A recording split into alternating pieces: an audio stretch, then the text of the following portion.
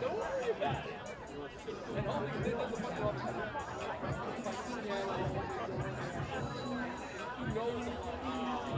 go there as well. I had some of the truck.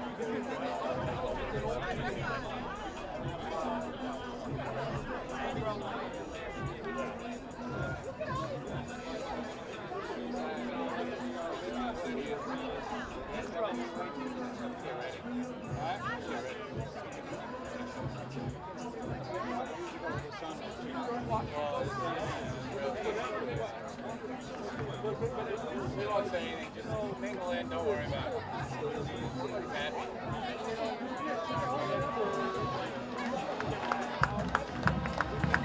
Well, I don't know if that's open today. Might be open upstairs that way. I don't know.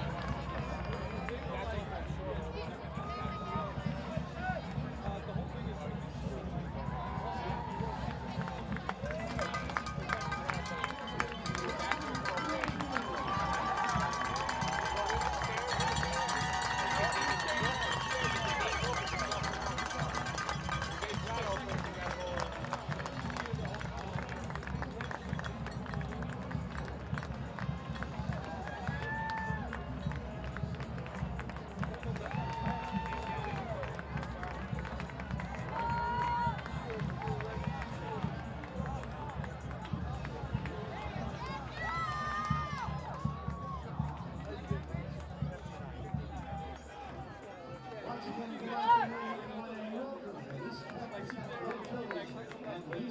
Stadium, Carnegie Mellon, your engineers of Pennsylvania. Now, direct your attention to the north end zone, and let's meet starting offensive unit for the RPI engineer. At left tackle is number 73, Beckenhus. At left guard, number 70, Rick Denbosky. At center, number 51, Thomas Olesen. At right guard, number 62, Aiden Montero. The right tackle for the Engineers, number 68, Luke Koschel. At tight end is number 10, Shane Allison.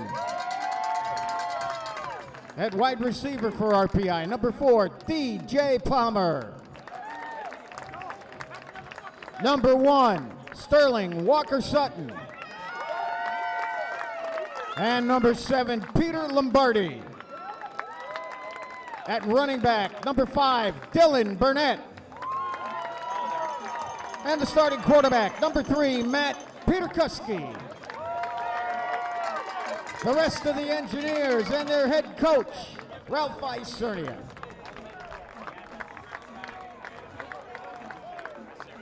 Over there, yeah. This is just going to keep causing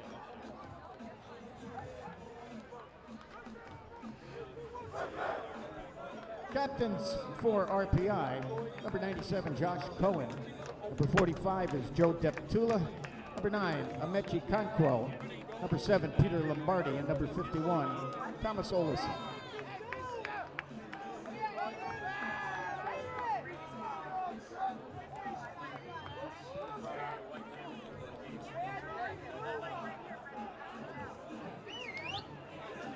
Captains for Carnegie Mellon.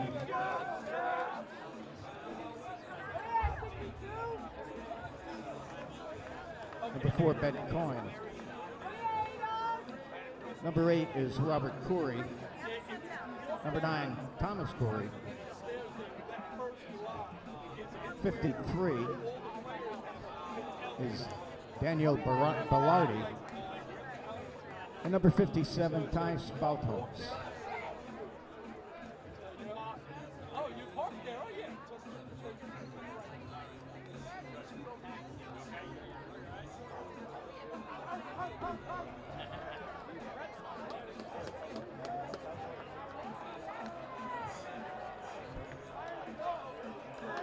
Carnegie Mellon won the toss. They'll defer their choice to the second half. RPI will receive and defend the north end zone.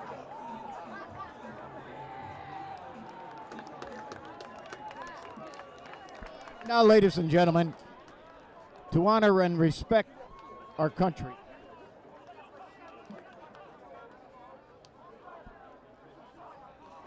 and now, to honor and respect our country and the men and women who have served and continue to serve America.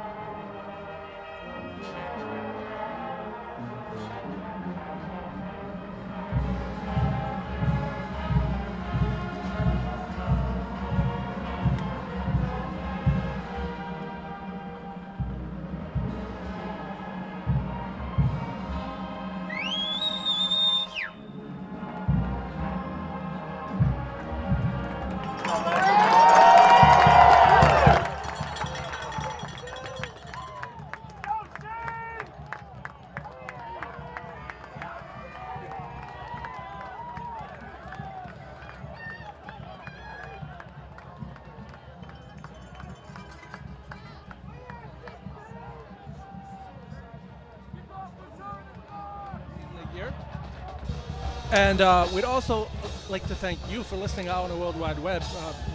If we're broadcasting, we will provide the broadcast on the internet feed. That is www.wrpi.org. You can just go to that link and you can listen to us whenever we're broadcasting. Also, WRPI is seeking current RPI students to make live broadcasts of games such as this one and hockey later on in the year. There are plenty of opportunities since the seasons are just getting underway to get on the air this season. If you think you're interested, shoot us an email at wrpi-sports@rpi.edu. Ball is teed up on the 35-yard line. Carnegie Mellon will be kicking off to RPI to start out today's game. That's Carnegie Mellon going right to left, RPI left to right across your radio dial in this first quarter. And the kick is off, and we are underway here in Troy. As RPI, Walker Sutton will take this back at the goal line to the 10, to the 15, to the 20, and he is down at the 22. And that's where RPI will start out the first possession of today's game. Yeah, and speaking of today's game, RPI and Carnegie Mellon have played just once in the school's history. That was an 11-0 victory back on November 25th, 1911. So it's been a long time since these two teams have played each other. So, and they're both anxious to get back on the field. First and 10, they'll put the ball at the 21-yard line on Walker Sutton's return. First and 10 for RPI. Two receivers to the left, one to the right. Just underway here in Troy, and no score between RPI and Carnegie Mellon. And the Engineers are going to hit the ground first, as this will be a pickup of about 5, maybe 6 yards, as Burnett has the carry on first down. Yeah, and, Burnett actually came through the hole, but that was a great block by one of the RPI linemen. Didn't see who that was. I think it was Rick Denbosky down there with the sandwich block and allowing Burnett to get as many yards as he did. Let's call that a gain of 6. The scoreboard has second down and 48 to go. I don't think that's exactly right. We'll call it a 2nd and 4 as RPI passing the flat through Lombardi's hands, and he'll pick it up wisely. They'll call it an incomplete pass, but wisely he goes back to get it in case it was a lateral. Yeah, smart move by Lombardi. That was close to being a backwards pass, and it just ruled incomplete, luckily for RPI. Lombardi had it in his hands, but he wasn't going to get much anyway, even if it was ruled a fumble. But RPI's lucky, incomplete pass, and no harm. RPI coming into today's game off the 14-7 win over Dickinson last week. The offense scored in consecutive possessions in the second quarter. There was no scoring in the second half of that game.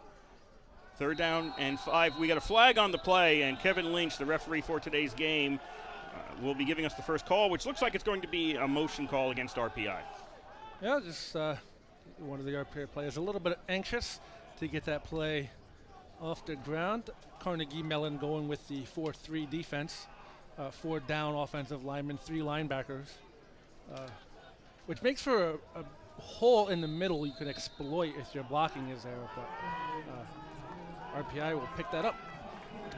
3rd down and 9, we'll call it, as RPI is back to the 22. Started out this drive on the 21. 3 receivers to the left, 1 to the right for the Engineers.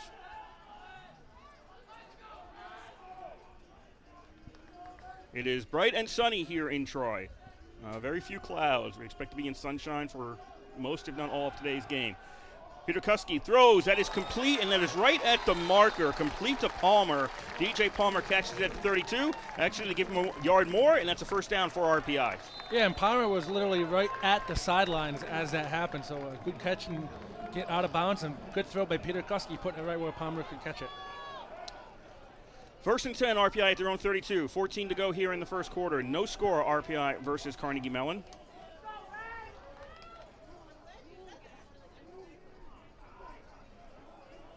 Peter Kuski looks to that's Matt Peter Kuski, the starting quarterback for RPI, looks to the sideline. RPI's going to have all the receivers bunched in close to the line right now.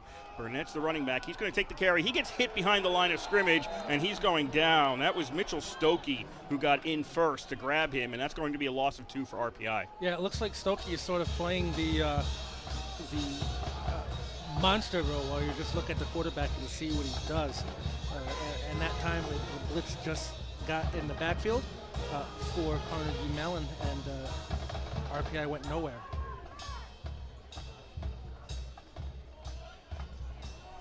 Loss of 2 makes it 2nd and 12 as RPI will spread out the offense this time. The receivers on the left are moved away from the line. The ones on the right are still close to the line.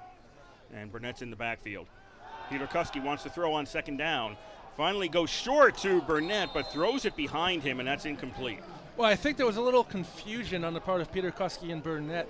I think Peter Kuski was sort of expecting to pump fake to Burnett and Burnett go, but Burnett had other ideas, and Peter Kuski realized it just as he realized that the ball came out and sort of went behind Burnett a little bit. So not quite on the same page between quarterback and receiver there, but ball going out of bounds. 3rd and 12 RPI. As we're just underway, RPI in red shirts and red pants with black numbers. Carnegie Mellon's in white shirts, black pants, or dark pants and dark numbers. Peter Kuski under pressure, has to escape it, starts running 30, 35, 40, 45, and he's down. He's just down at the 45-yard line. We also have a flag coming out. That could be because he got hit in the head. Yeah, that's going to go against Carnegie Mellon. That's going to be on Aaron Hedge. Oh, maybe not. The umpire's walking back the other way. The umpire threw the flag right at Hedge when Hedge made the hit. So I don't see any other person this could be on. The officials are now conferring. The umpire was going to walk towards RPI. He was probably walking towards the flag. No. He stood on the line and turned and was walking. Looked like he was going to walk that way. And they are going to wave off the flag. And Ralph Isernia is going insane down on the sidelines for RPI. So they talked this over. They wave off the flag. The net result of the play is a first down for RPI. Yeah, Ralph Isernia is saying he got hit right in the head. Didn't look to me like it was in the head, but I'm not on the field, so I can't say for sure.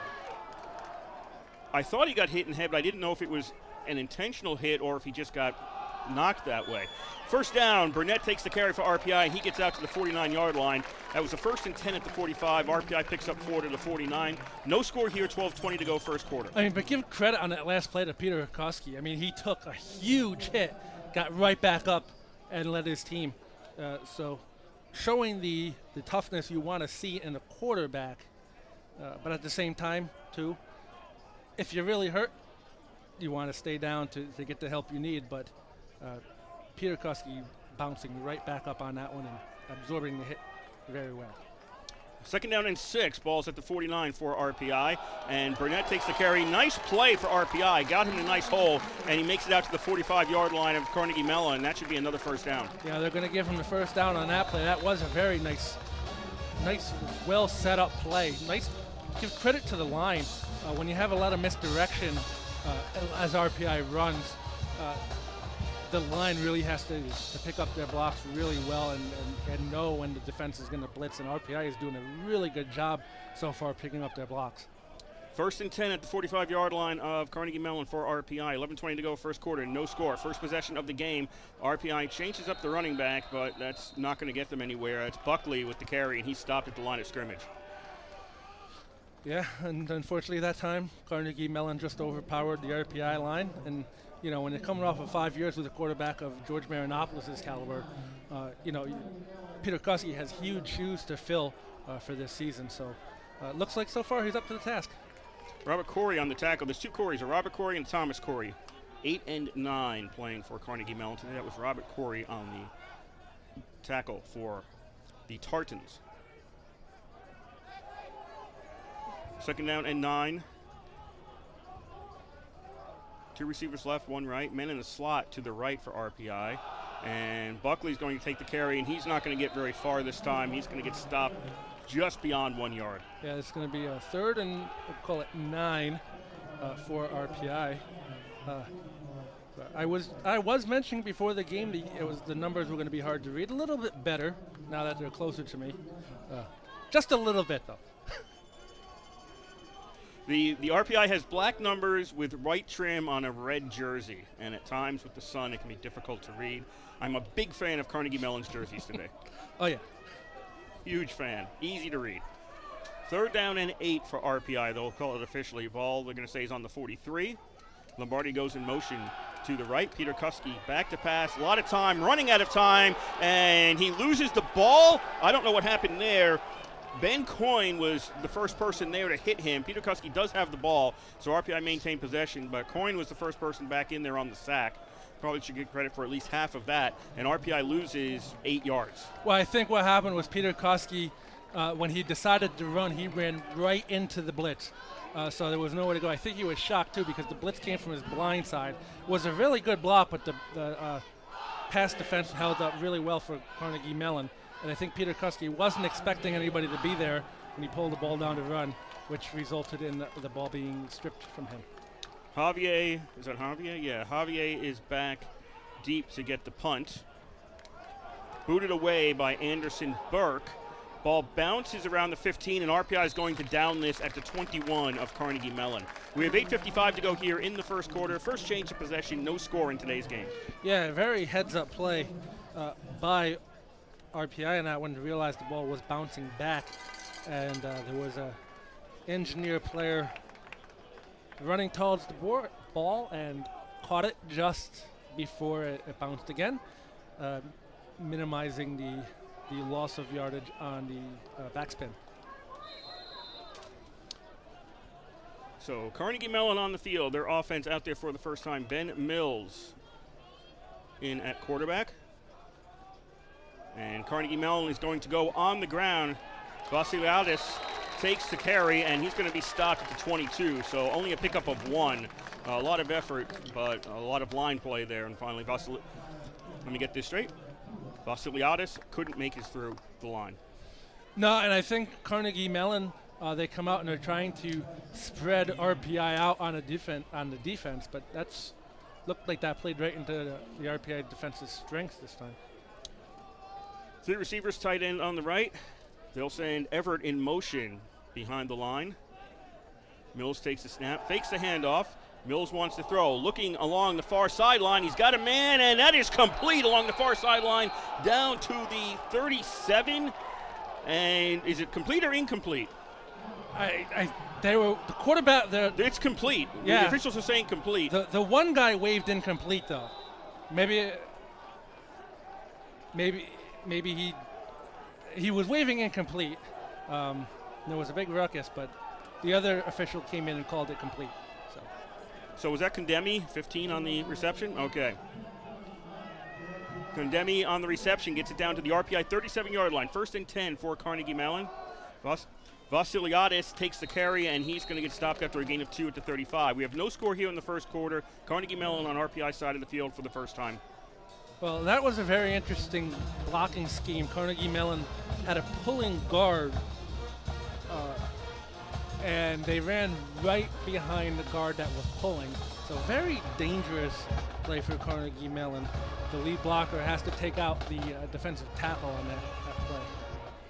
We have 2nd and 8 at the 37 for the Tartans. 3 receivers to the left. Vasiliadis is in the backfield. They'll fake the handoff to him. Mills throws. He's looking to the sideline, and that is caught. And Vasiliadis ended up being, wrong number. Reefer on the reception for Carnegie Mellon. That's inside the RPI 10 down to the 7. There was a lot of pushing back and forth between him and the defender, but he got free and he got the ball. Yeah, and the RPI coaching staff not happy. They wanted to be the offensive pass interference. Probably could have gone both ways. Yeah. First and goal for Carnegie Mellon at the RPI 7. 6:50 to go here in quarter number 1. No score.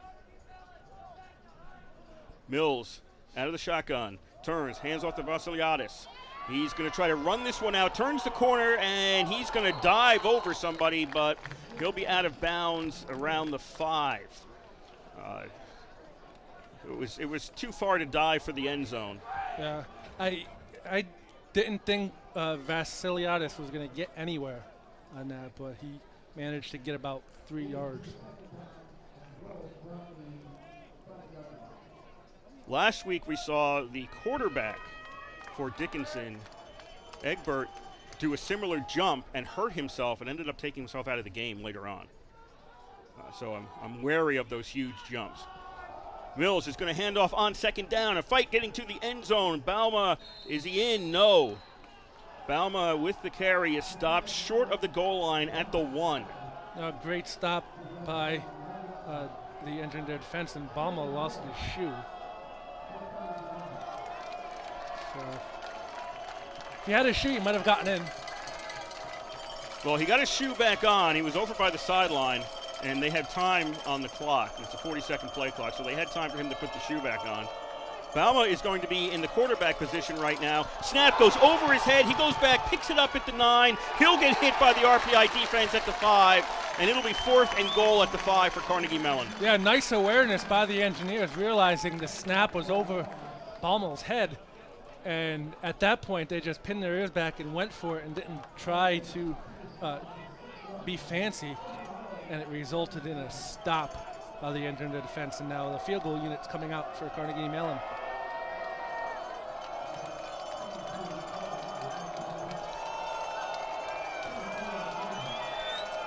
That's Florentino Matos on the kick for Carnegie Mellon, and it's up and good. Call that a 23-yard field goal for Carnegie Mellon, and they lead 3-0 with 5:19 to go in the first quarter. Yeah, and really the Engineers' defense is really lucky to come away with just a 3-point swing on that one, as there was 2 huge passes that Carnegie Mellon completed quickly down the field.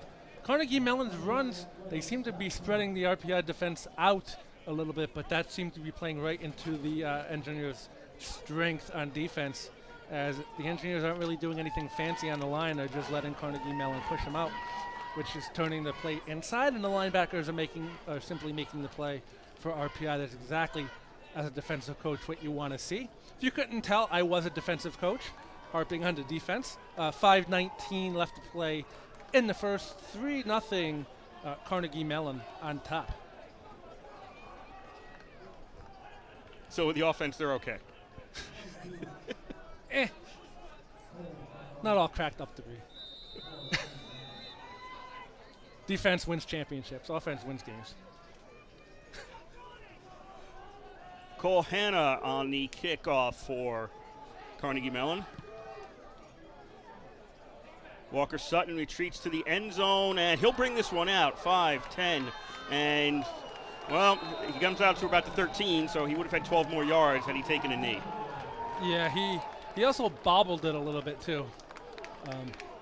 So he's trying to bring it out, and RPI is actually kind of lucky. They got away with a block in the back on the return, but there was no call by the official.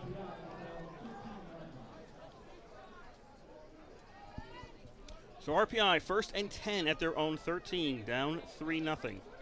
RPI trailed in the first game, trailed in this game. They started out their first 2 games last year trailing until late. They had to score late in both those games last year to pick up wins. RPI on a first down. Burnett breaks a tackle, gets across the 20 out to the 21-yard line as he ran left and found some room. Were these two teams supposed to meet last year in the NCAAs and Carnegie Mellon couldn't play? No. Carnegie Mellon was supposed to play North Central in the first round, and they couldn't play. So RPI ended up playing North Central 2 rounds later. That was it. That was yes.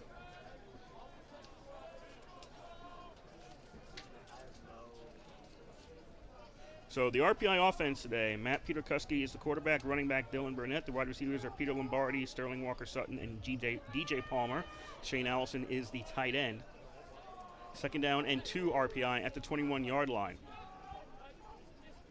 RPI doing some maneuvers behind the line. Now Burnett takes the carry, goes left, got the first down. Burnett makes it out to the 28.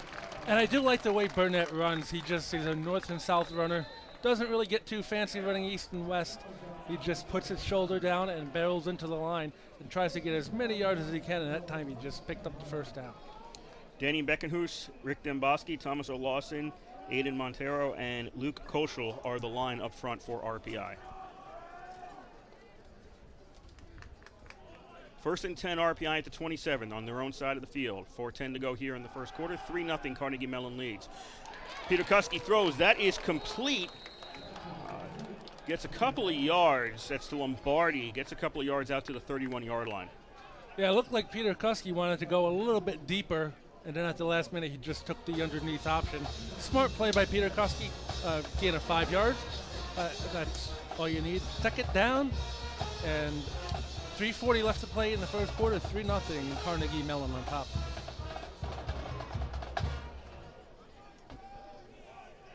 Second down and 5 for the Engineers.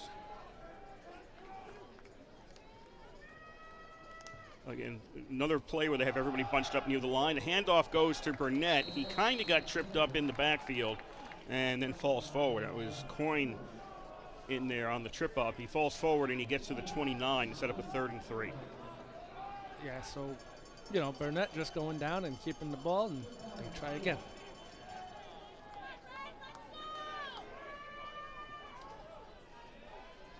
Third down and 3. Peterkuski to throw. Finds Lombardi. That is complete, and he's tackled at the 40-yard line by Young, but that's a first down for RPI. Yeah, and RPI just taking what Carnegie Mellon gives them right now. And that's, RPI will do that all day.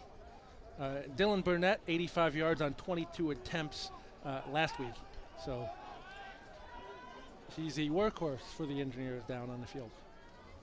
First and 10 RPI at their own 40. 2:35 to go first quarter. 3-0 Carnegie Mellon leads.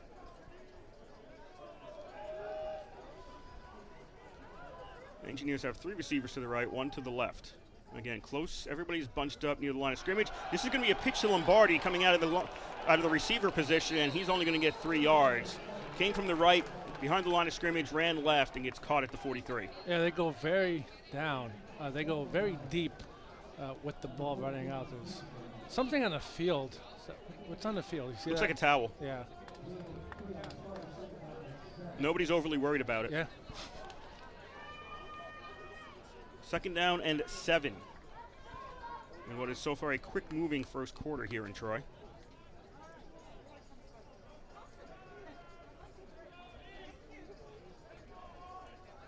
Lombardi goes in motion to the left. There'll be 2 receivers each side.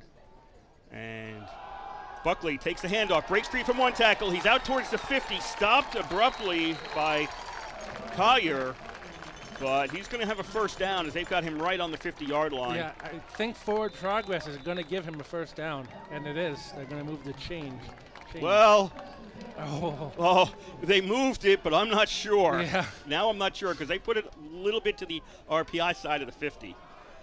It was definitely spotted on the far side, on the other side of the 50. Goes into the books as a first down, however you want to look at it. Nobody's complaining. 1:07 to go here. First quarter, 3-0. Carnegie Mellon leading.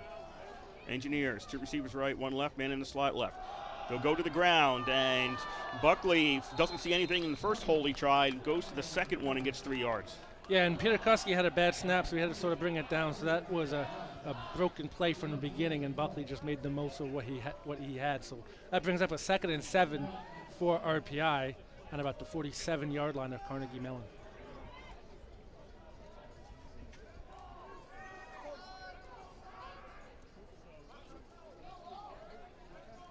RPI looking to the sidelines for the play.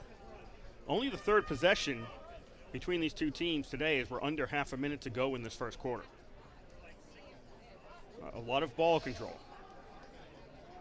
Lombardi is going to go, the only person out wide, he's out to the left. RPI on the ground, Kelly takes it, and Kelly stopped after a gain of 1 at the 46.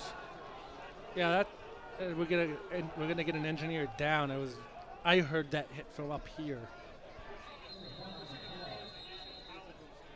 They're going to call an official timeout with 1 second left to look at the injured engineer out on the field. 3-0 Carnegie Mellon leads here in Troy as we are nearing the end of the first quarter. So on that play, it looked like the entire engineer line wanted to block Carnegie Mellon to the offense's right side, and RPI ran left. But Carnegie Mellon did a really good job sniffing that out.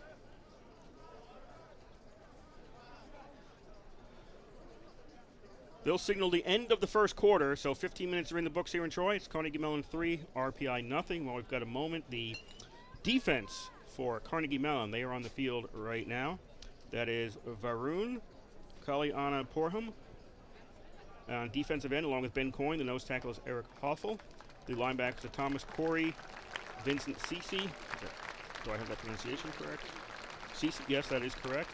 Robert Corey and Logan Young. The cornerbacks are Jackson LaJoy and Adrian Williams, and the safeties are Ben Coyer and Arian I'm Hedge Day. And the coach is Joe King. I knew you were going to bring that up. It's a good thing we've known each other for, 20 years now? It's been a long time. Yeah, my first game I ever did on the radio for RPI, for WRPI, I think was with you, actually. It was a 9-1 RPI lost to Dartmouth back in 2003. It was the 2nd semester of my senior year. So it has been a long time. I don't remember that game. Oh, I do, because you yelled at me. Well, I mean, you yell at me every game, so. It's friendly yelling. But that's the first time you yelled at me, so I remember. 3rd down and 6, ball at the 46-yard line. It's my way. Not a game without you yelling at somebody. 3rd down play. It's going to be Kelly straight ahead. Carries a bunch of guys with him, but doesn't make the first down. Stopped at the 41-yard line. Oh, and again, I think that looked like a bad spot too. But anyway, it's going to be 4th down. RPI's keeping the offense out there. 4th and 1, trailing 3-0. They're at the 41 of Carnegie Mellon. Now, are they really going to go for it here, or is this a trick them to go off sides? RPI doesn't look enthusiastic with 15 seconds left of running this play. Burnett's in the backfield, 2 receivers each side. Down to 5 seconds to go on the play clock. Pointing out things, 2, 1. They're going to snap the ball. RPI puts it on the ground, and I think they've got the first down. Went right into a pile. That was Burnett. Went into a pile, came out on the 39-yard line, and it's a first down RPI. Yeah, he's the guy you want to give it to. Burnett, north-south runner, just put his shoulder down, got the yard that he needed, and do set of downs for RPI. 1st and 10, RPI at the Carnegie Mellon 39. 3-0 is the lead for Carnegie Mellon. 13:55 to go here in the first half. RPI with the first gamble of the day, going forward on 4th down. Pass is incomplete in the flat on the far side. Intended for Lombardi. It was thrown just ahead of him at the 40-yard line. Yeah, and Peter Koski was kind of lucky. He led Lombardi way too much. There was 2 guys for Carnegie Mellon over there. And the inside guy couldn't see the number, couldn't get through to get that ball, but ball sort of sailed away on Peter Koski a little bit. So lucky that ball wasn't picked off. Otherwise, we could be looking at a pick 6 on that.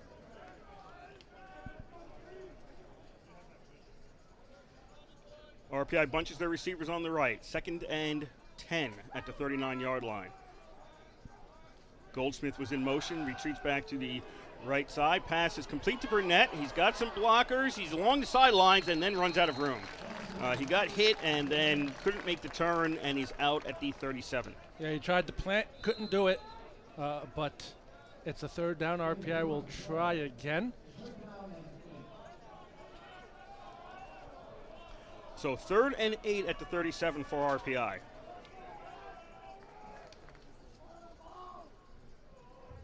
"20 seconds on the play clock. They are looking to the sidelines.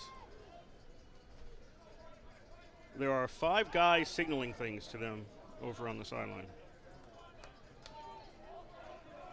Or at least making motions. Peter Kuski wants to throw. Looks forward downfield and overthrows the intended receiver. Collier was the closest person there looking for the INT, but it was even beyond him. Yeah, that one floated again on Peter Koski. Dangerous throw into double coverage, and especially when it floats away on you like that. And just out of reach of Collier. Now the punt team will be coming out for RPI.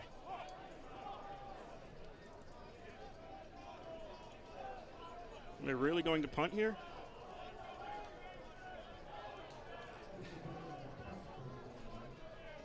Burke is back for the kick.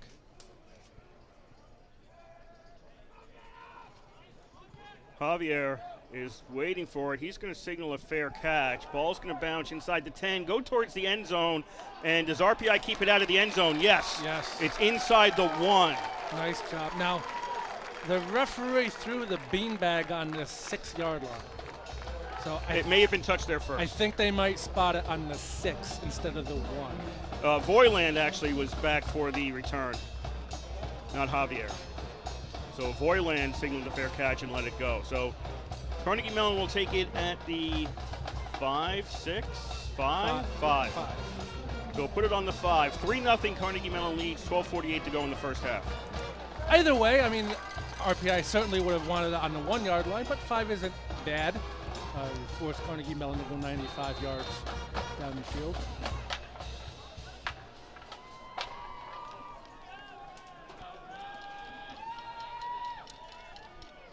So the Tartans come out on their own 5-yard line for a 1st and 10, leading 3-0, their 2nd possession of the game. Mills in the end zone, looks downfield, overthrows his man. I think he was pretty much throwing that away. Condemi was the intended receiver. He threw that one away.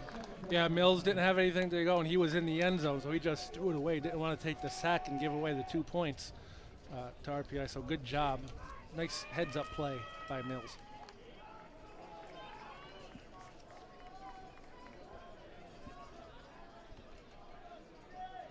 So there's Ben Mills, the quarterback for Carnegie Mellon.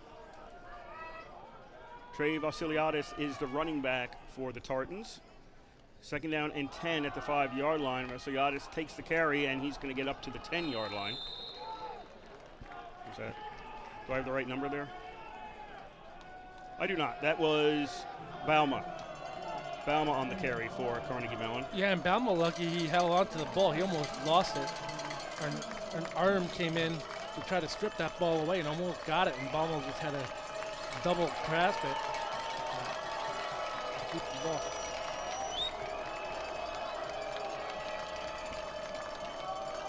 Ben Condemi and Ethan Reefer are the wide receivers. The halfback's Matt Everett. The tight end is Quinn Murray for Carnegie Mellon. 3rd down and 5 at the 10-yard line. Mills looks left, throws over the middle. Is that complete? Yes, that is complete for a 1st down out around the 23-yard line to Chris Hughes. Yeah, Hughes did a good job holding on to that. It looked like he hit the ground. Well, yeah, he dove for it, Yeah. so he had a man right behind him, but he was going to be down anyway because he hit the ground. But that was a nice catch. Yeah, it was. Very nice catch. Dan Bellardi, Dustin Moss, Ty Spalholtz, Dario Walnock, and Hunter Campbell are the line up front for Carnegie Mellon. 1st and 10 for the Tartans at the 23-yard line. 11.5 to go first half. Carnegie Mellon 3, RPI nothing. Mills hands off on 1st down, and that's going to be a gain of maybe 1 at best. And I do like the way RPI is tackling. I mean, they're not really trying to make any arm tackles. They're coming in and wrapping up the ball carrier, making sure he doesn't get anywhere. Then the rest of the team is coming in to help bring him down to the ground and stop forward progress. So excellent job by RPI in the tackling. That's Boma on the carry for Carnegie Mellon. He is in there at running back. Mills out of the shotgun, 2 receivers to the left. Boma takes the handoff. He's going to go right and takes the whole pile with him. By the time the pile stops, he's at the 34-yard line. Yeah, he was bottled up, nowhere to go. And a great effort by him got him an additional 5 yards.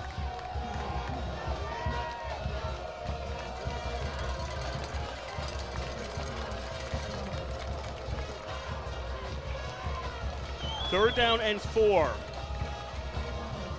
for Carnegie Mellon.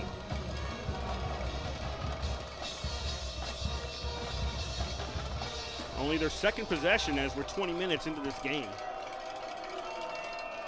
They've got the 3-0 lead with the field goal on their first possession. 2 receivers each side. Mills out of the shotgun. And flag comes out, and I think this is back in Carnegie Mellon up 5. Yes. This actually might be on Mills with the head fake.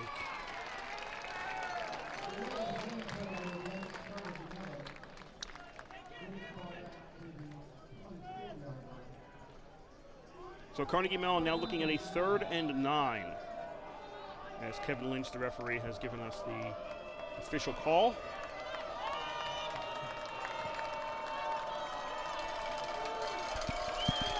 Crowd getting behind the Engineers here. Pretty good crowd here today. So 3rd and 9, and well, I thought they moved early. Not going to see a flag on that. Mills, though, is going to get sacked. Mills didn't have much of a chance. Conquo, first person there to get the sack for RPI. Yeah, great job by the Engineer. I call them defensive ends. I guess they're called edge rushers now. The terminology changed, but nice job by RPI. Really collapsed the pocket for Mills. And now Carnegie Mellon is punting deep from their own territory. They are back at their own 14. And the punt will come from the end zone. Punter is standing 1 yard deep. That is Jabe. Did that get blocked? Partially blocked. Yeah. So Jabe's punt is partially blocked, and RPI is going to get it in on Carnegie Mellon side of the field. Where are they going to put that? They're going to put that at the 28-yard line. So good special teams by RPI gets them the ball at the Carnegie Mellon 28. 3-0 RPI trails. 8:45 to go here in the first half. Yeah, so now RPI with their best field position of the day thus far. So let's see if they can at least do something with it and at least move it to get a field goal. I mean, you want the touchdown, but you're only down by 3, so you only need technically a field goal. Well, last week RPI got it inside the 20, backed themselves up with penalties, and got no points on the board. You got to think on the RPI sideline, Ralph Izerni is thinking about that. Single receivers each side, men in the slots each side. RPI goes to Burnett on the ground, gets caught from behind, and is able to claw his way to the 25 for 2. Yeah, and I think right now Carnegie Mellon has figured out the RPI offense. They're going to give it to Burnett, so they have about 2 spies to watch wherever Burnett goes to minimize his impact for the Engineer offense.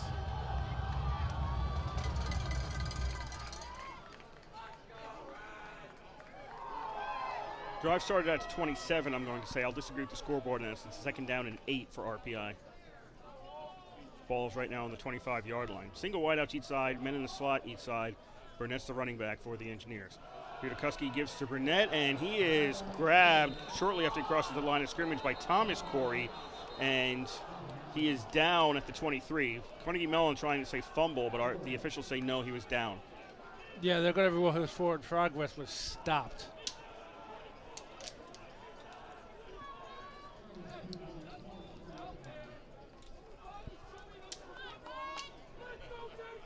RPI now with a 3rd and 6.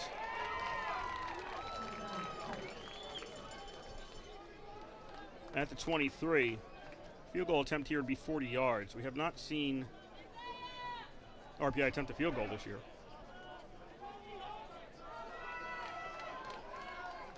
Three receivers to the right, one to the left. Burnett in the backfield. Peter Kuski out of the shotgun. Looking left, looking right. Moving to the right now as he's running out of time. Going towards the sidelines. Now he's going to throw the ball away. It's caught out of bounds. So Peter Kuski had time, but he couldn't find anybody open. And now RPI is with a 4th and 6. Yeah, and Peter Kuski just has to throw that sooner. Either tuck it and run with it or throw it away sooner. I understand you want to try to make a play, but play was going nowhere anyway. And now you're in a 4th and 6 situation. Ball's at the 23. RPI is going for it on 4th and 6.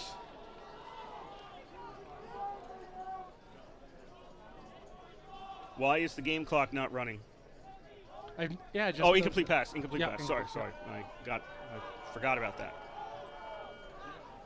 My bad. 1 second, and RPI snaps it right before the time expired. And Peter Kuski under pressure gets hit, gets away from it. Still on his feet at the 30-yard line near the sideline, throws it away, and RPI turns it over on downs. Yeah, I mean, that time Peter Kuski just needed to throw it away instead of taking the sack. I mean, either way, Carnegie Mellon was going to get the ball back, but Peter Kuski saved himself from taking a hit. So 6:53 left to play in the first. Carnegie Mellon will get the ball back on downs. RPI had a great field position and squandered it away.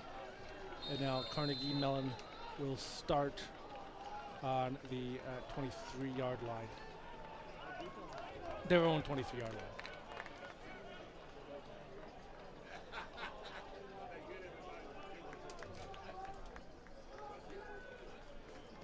Mills is out with his team. 1st and 10 at the 23 for Carnegie Mellon. Mills hands off to Boma, and he's going to get caught and spun down at the 25-yard line. And somebody lost his helmet for Carnegie Mellon. I think it was ripped off. So they still have to come out for one play. Well, I think he appealed to the official. Oh, okay. He went back to the referee and he talked to the official. He talked to the referee about this and said, hey, he pulled it off. And the referee said, yeah, he did. Okay. That was Dalton Lewis. Yeah, the referee was like, yeah, he pulled it off. You can stay in the field. So it's 2nd down and 8. 3 receivers to the left for Carnegie Mellon. And Boma's going to take the carry, and he's going to get stopped at the 28. It's going to set up a 3rd down now for Carnegie Mellon. Yep, 3rd and about 6 to go, say. RPI's defense, Amanchi Kwankwo, Nate Sicard, and Josh Cohen up front. You've got C.J. Schumacher, Success Frederick, Joe Deptula, and Connor Norias in the middle. Cornerbacks are C.J. Lyons and Carlos Davis, and the safeties are Spencer Brockdorf and Jimmy Leblow. 3rd down and about 5 at the 28-yard line. 2 receivers each side. Bowman in the backfield. Mills throws. He's got a man open. That is caught, and that's on RPI side of the field before the tackle is made. And Carnegie Mellon gets it to Condemi. He's at the RPI 46. I didn't see who the back was over there. Davis made the tackle. Yeah, Davis made the tackle, but I think it was a blown coverage. Flag on the play. Or maybe that's why it was a blown coverage. Well, this is all the way back near the line of scrimmage. The flag's back there, not where the pass was. Yeah, that's true. So we're waiting to see what's going on there. Carnegie Mellon leads 3-0 with 5:26 to go in the first half here in Troy.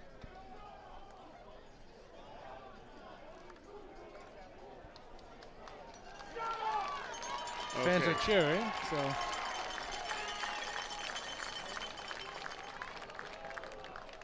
Personal foul against Carnegie Mellon. Yeah.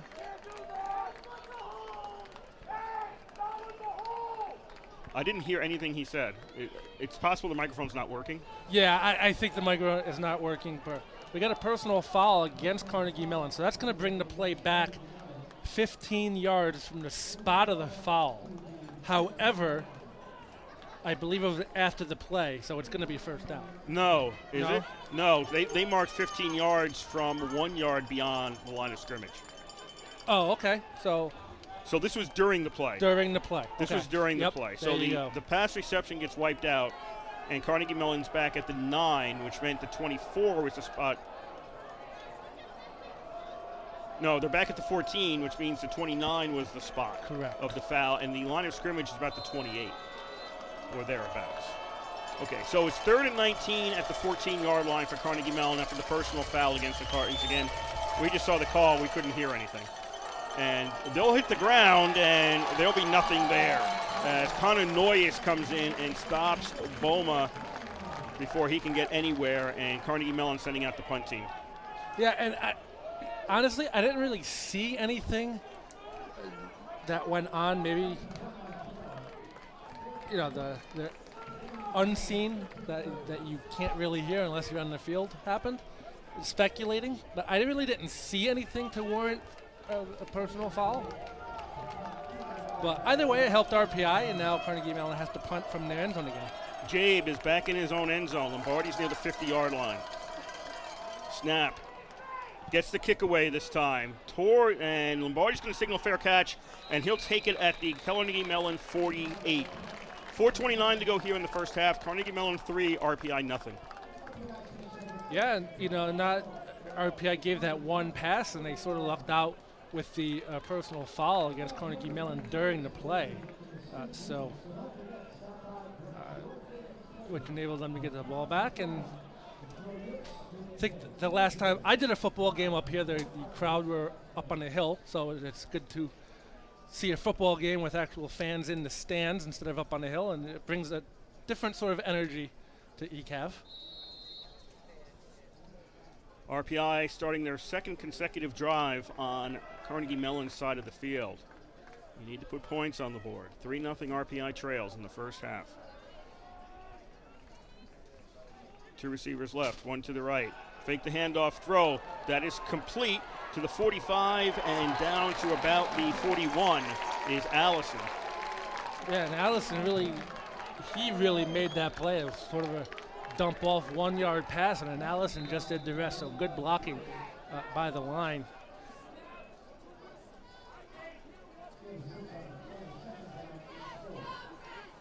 Put him at the 42. RPI picks up 6 on that play for a 2nd and 4.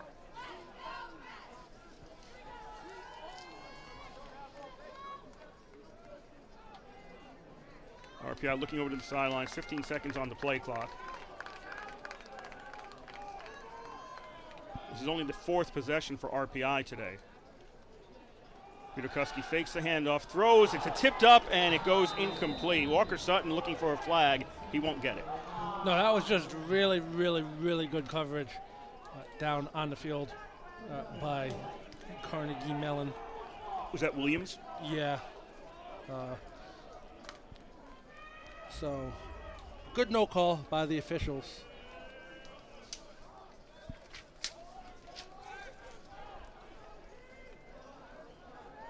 Third down and 4 now for for RPI at the Carnegie Mellon 42.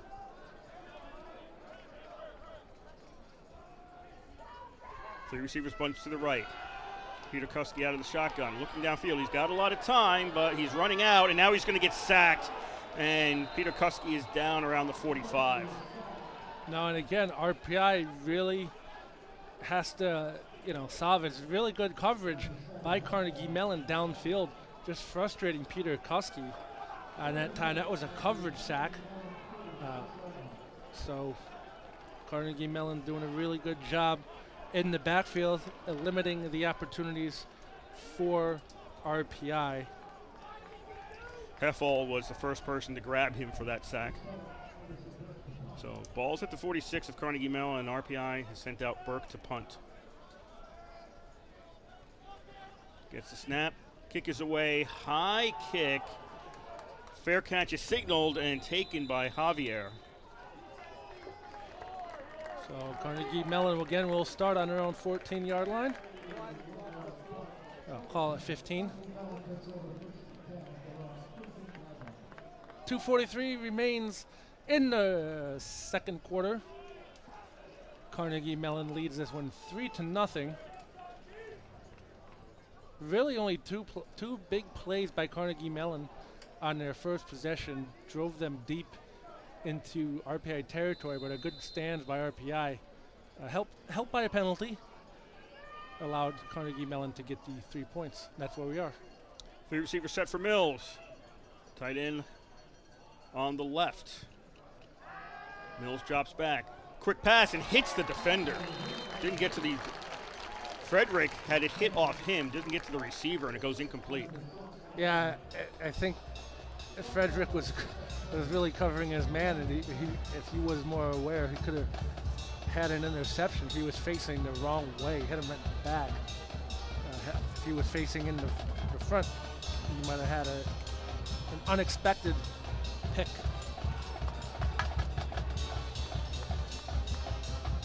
Tartan's looking at a 2nd and 10.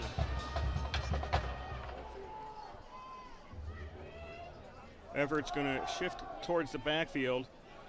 Boma's going to take the carry, and we've got a flag coming out as he is tackled around the 19-yard line. I think it's going to be a hold. They signaled a hold against Carnegie Mellon. We'll see if that's actually the call, though. Yep, holding against Carnegie Mellon.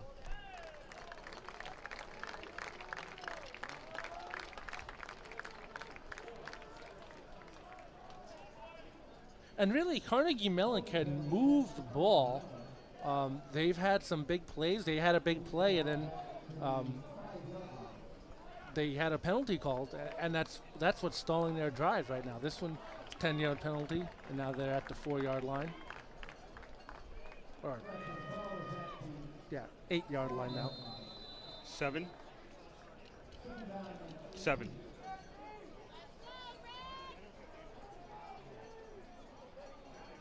So it's 2nd and 18 for Carnegie Mellon. 2:20 to go here, first half. Carnegie Mellon 3-0 over RPI.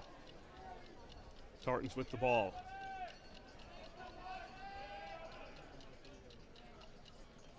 Mills hands it off, and Boma is going to get out to the 11-yard line and then push back.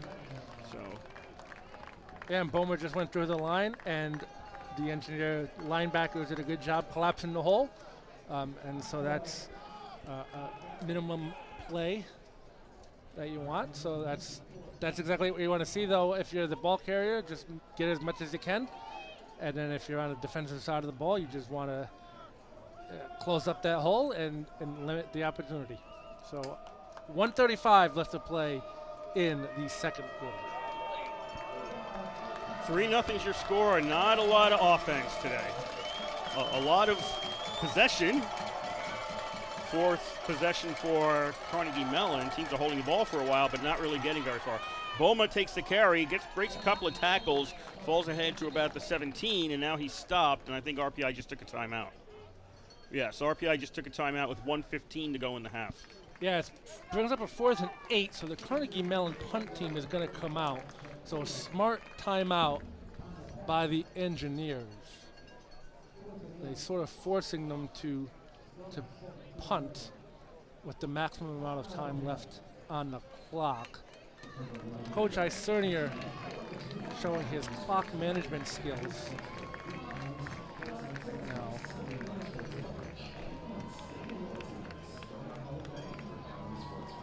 so, if you're the engineers, if you're the offensive team, you want to try to solve the Carnegie Mellon defense and make your adjustment. Looks like you're going to need a big play or a broken play because the Carnegie Mellon has been doing a great job shutting down RPI.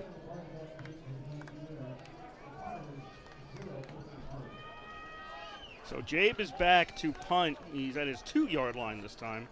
And Lombardi is just beyond the RPI 45 as it's 4th down and 8 at the 17.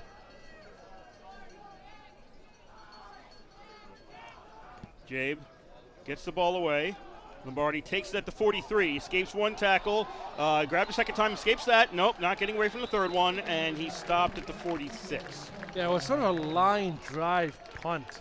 I thought Lombardi was going to call for another fair catch, but he did not. I think he thought he had more time. Yeah. He saw it was a line drive. It got to him pretty quickly, but the coverage was really good for Carnegie Mellon. Yeah. Either way, 1:05 left to play in the half. RPI will start on offense. Trailing 3-0 here in Troy. First down, Peter Kuski. Lombardi on the sidelines, and he steps out at the 50. All right, that's 4 yards. Yep. Just take what Carnegie Mellon's giving you. If they want to give you the sideline, that benefits you because you can save your timeouts as they get farther down. 1 minute to go here in the first half. RPI 2nd and 6 at the 50. Peter Kuski looking to the left again and overthrows his intended receiver, Palmer. And Peter Kuski looking for Palmer again, and that ball just floated on him.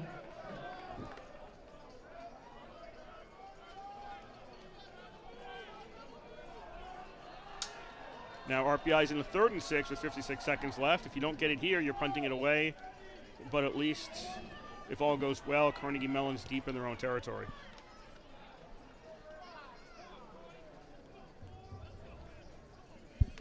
Incomplete pass has the clock stopped. 2 receivers each side for Peter Kuski. Burnett in the backfield. He's going to stay to block. Peter Kuski's going to get sacked.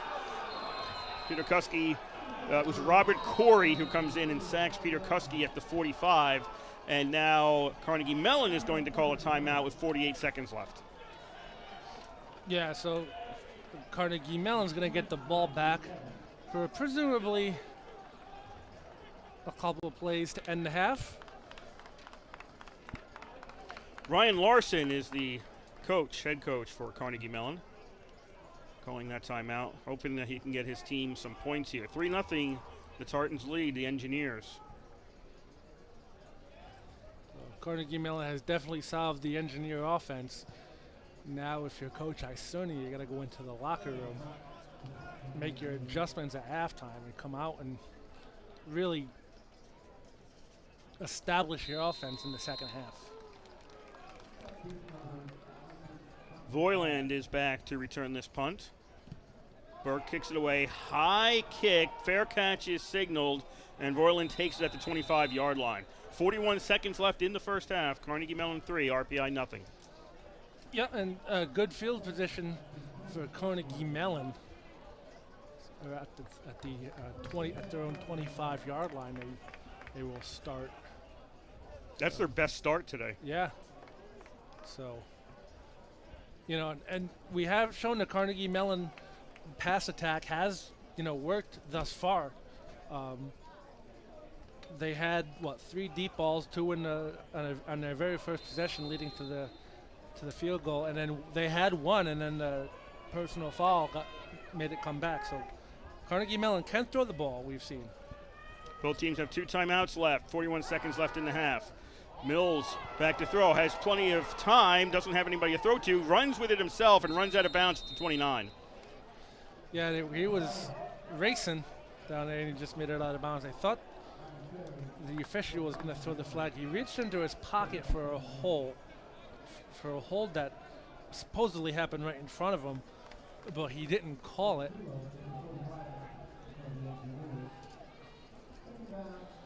So it's going to be 2nd down and 5.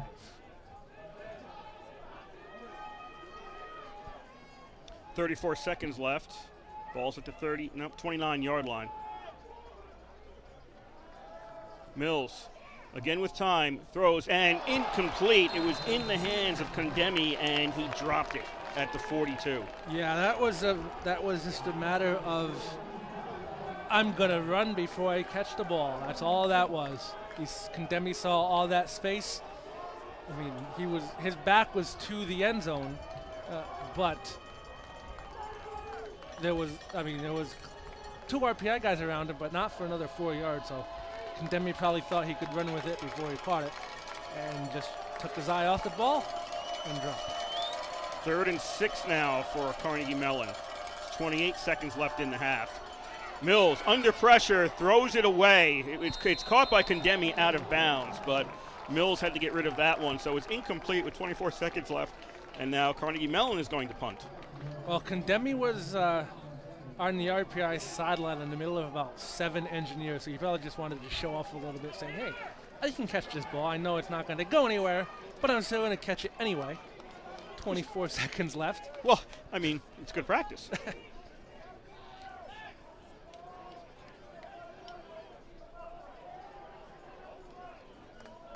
Jay back at his own 15 to kick this one. Gets it away. High kick. Lombardi takes the fair catch. Passes at the 35-yard line. Crowd's reacting because there were Tartans near him, but they didn't touch him. So it was a clean play. Yeah, it came close, though.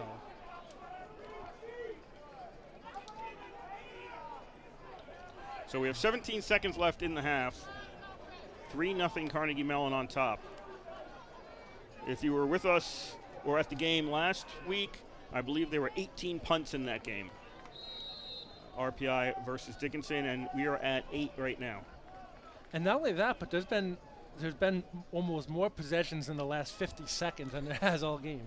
Yes. The last 3 minutes of this half are taking longer to play than almost the first 12 minutes of the half.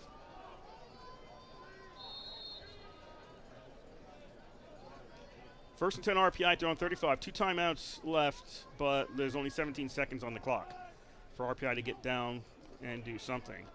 Burnett's going to take the carry, and he's going to get grabbed from behind, and finally he's going to go down about the 41-yard line. Coyne was the first person to grab him. There's 8 seconds left, and timeout taken by RPI. Yeah. Use him or lose him. Yeah, I mean, if I'm Coach Isernier, I do a run, take a quick timeout, and then do a quick Hail Mary pass to the end zone to end the half. I think you're better off just doing the Hail Mary now. Okay. I agree with that, too. I mean, but with 1 timeout left, you do have that option. Which brings up something I was thinking about earlier when RPI turned it over on downs and Peter Kuski threw it away. There didn't seem to be anybody in the end zone.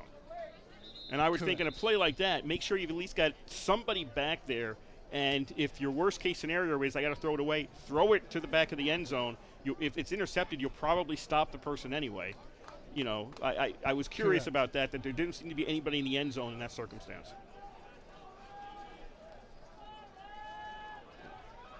Or if you tackle the guy, it's a touchback to the 20. Right. You know, I thought there were more options there if you had just put somebody in the end zone.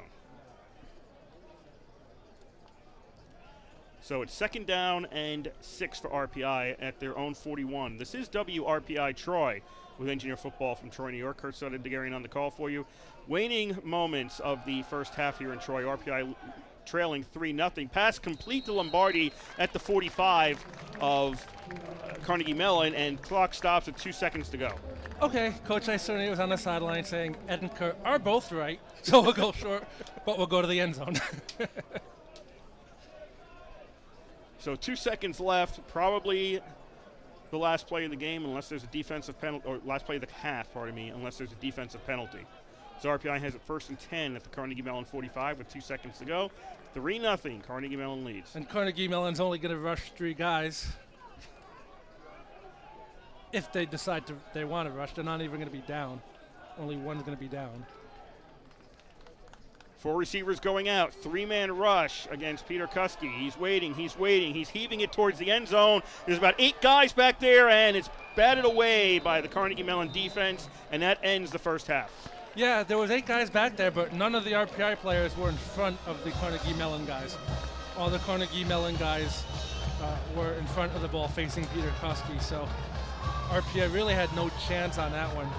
But they come away with a 3-0, trailing 3-0 at the end of the first half. Really, you know, RPI came out, they controlled the ball, they started moving it after that possession, and Carnegie Mellon solved what RPI was going to do from here on out.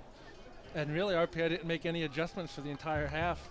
And then Neither side really has. Yeah, either side really has. I mean, we've seen Carnegie Mellon. They've established their passing game. We haven't seen RPI really establish their passing game, just maybe quick little 5-yard outs before that. But they really haven't established a deep game. We've seen Carnegie Mellon establish a deep game. And we know they're going to go deep. RPI knows they're going to go deep. That's how Carnegie Mellon was able to move the ball in the first half to get into field goal range for the field goal. We've seen it again. Carnegie Mellon got a 15-yard penalty and sort of shot themselves in the foot, ended the drive, and that's where we stand. We will take a break, and then we'll come back with the second half of action here from Troy. The score after one half, it's Carnegie Mellon 3 and RPI nothing, and you're listening to live coverage of Engineer Football on 91.5 FM WRPI Troy.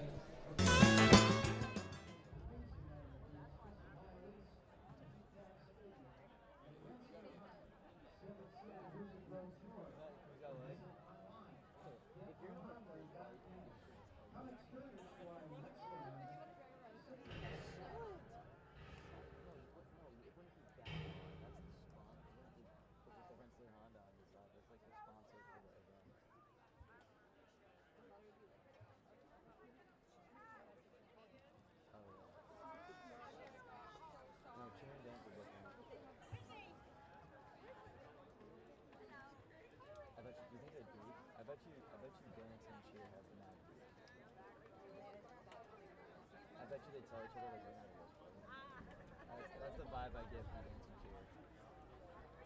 Like we do what you guys do.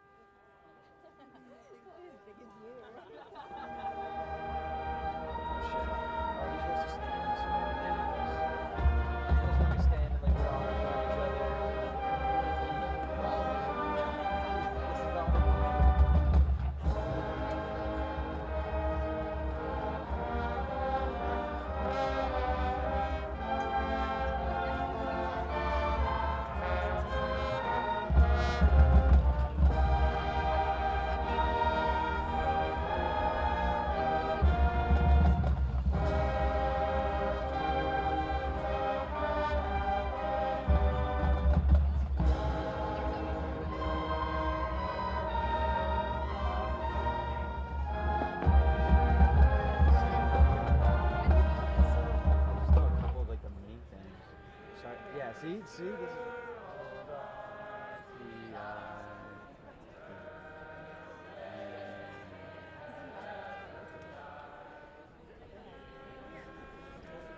Hockey games, like all the old. This is like a thing at hockey games. All the old fans, like fans that come out there, they get up with the banjos. I swear they go in. They love this. Like their favorite part of the game.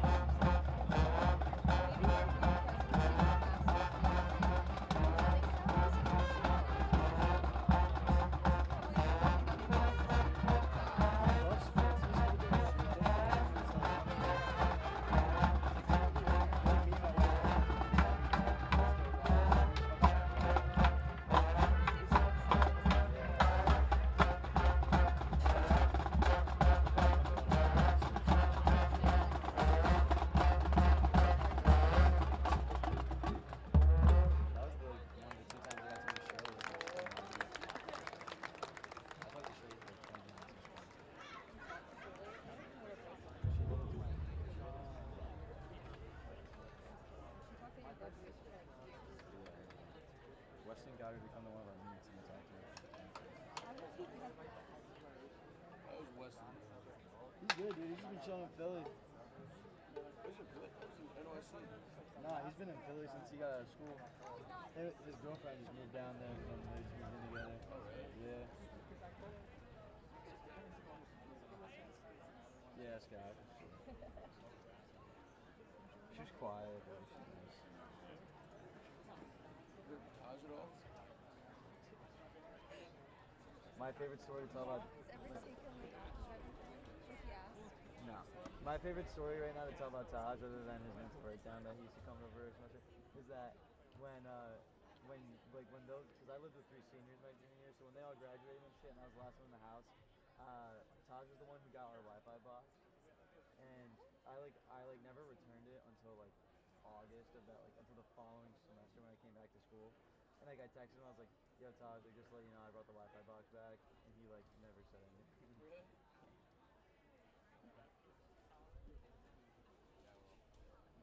He's probably still in Cali somewhere with Nadia. Doing whatever. I hope so. He ruined his life for her, so I hope he got something out of it. She was controlling Yeah, she's awful.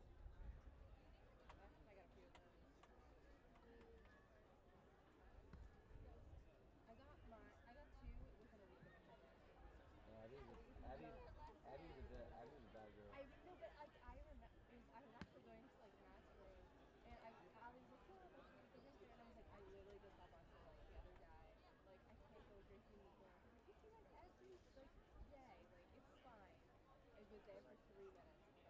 Let the record show I was not mad.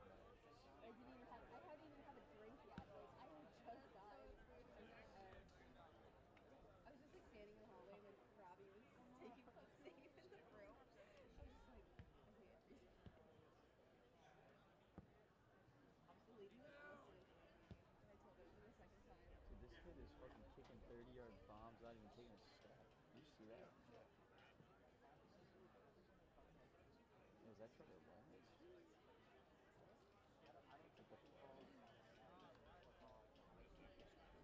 I can't wait for the Jags to be good this year.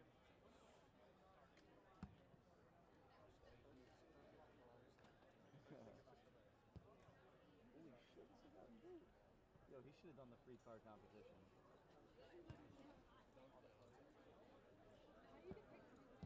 I don't know, but I want to get picked.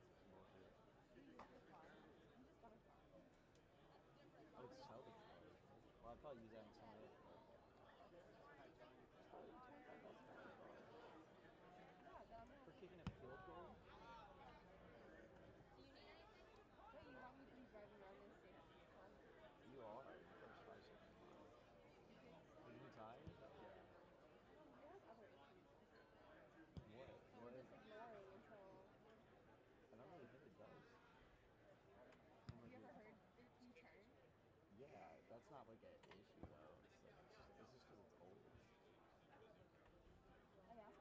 car's got like 180,000 miles on it. 190.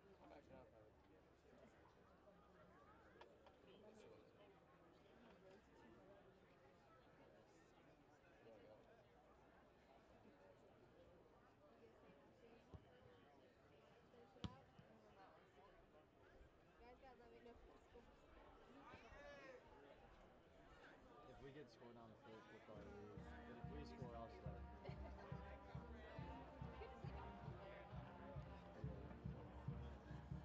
That's gonna be a fucking winner. Look at you guys later.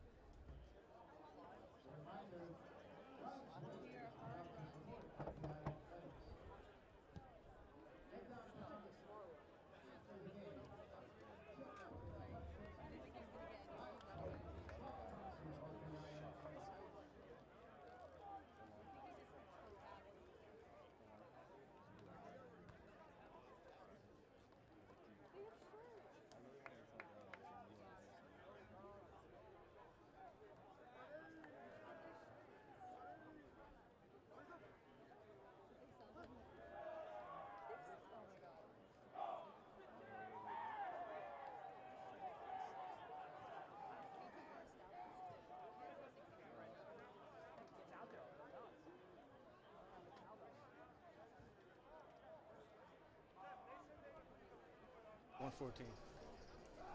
So.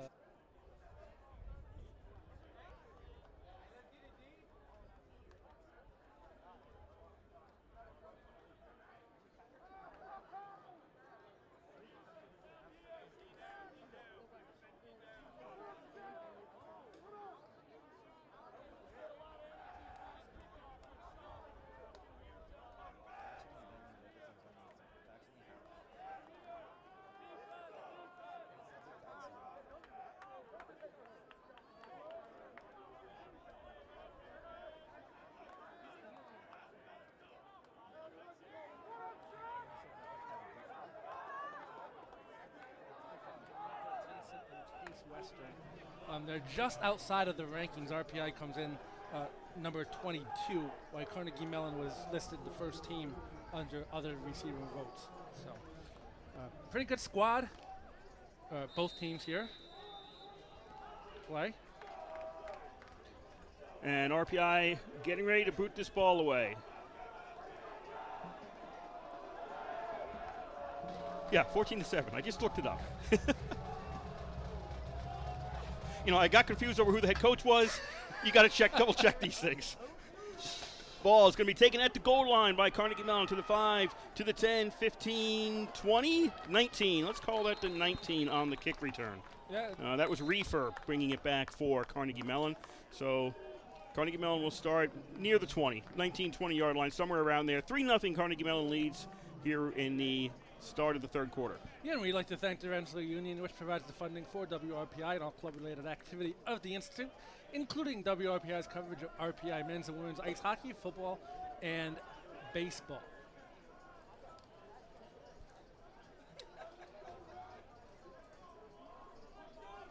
Carnegie Mellon, 1st and 10 at their own 20. They'll put a man in motion and go to the ground, and that's going to be Boma getting out to the about 24-yard line for a pickup of 4 on the right side. And also, we have to make an announcement. Well, we don't have to make an announcement, but I am making an announcement. You go do that. WRPI is seeking RPI students to make live calls of games such as this one here between RPI and Carnegie Mellon. There are opportunities this season to get on the air for football, men's and women's hockey, and baseball later on in the year. 2nd down and 10, pass, that is complete. This will be a first down on the far sidelines as Everett got the pass in the run, gets out to the 32, goes out of bounds, and it's a first down for Carnegie Mellon. Yeah, really nice job by Carnegie Mellon establishing the passing game and getting a man free to get the first down. Didn't have to go deep, but they got enough for the first down. 14-10 remaining. If you're interested in making live actions of the calls, shoot us an email at wrpi-sports@rpi.edu.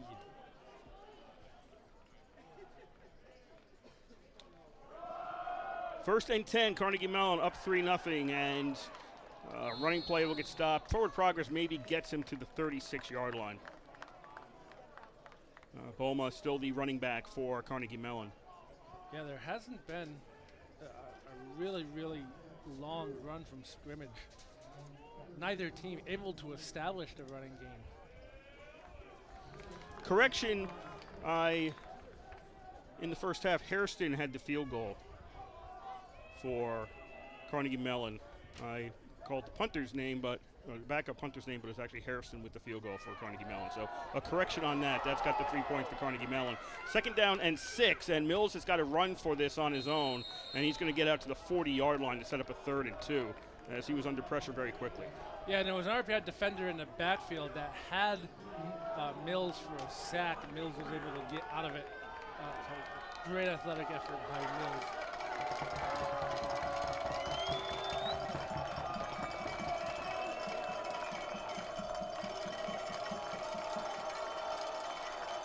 Third down and 2 at the 40-yard line for Carnegie Mellon. Everett in motion. Now he's going to jog back to the right.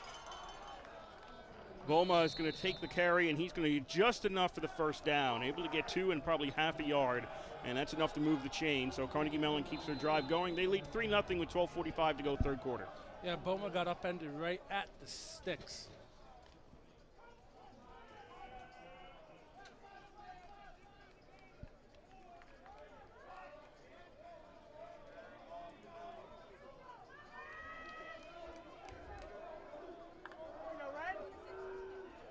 So Boma came into this, and we're going to get a flag on the play as the receiver on the far side, that's Javier, decided to run downfield before the snap.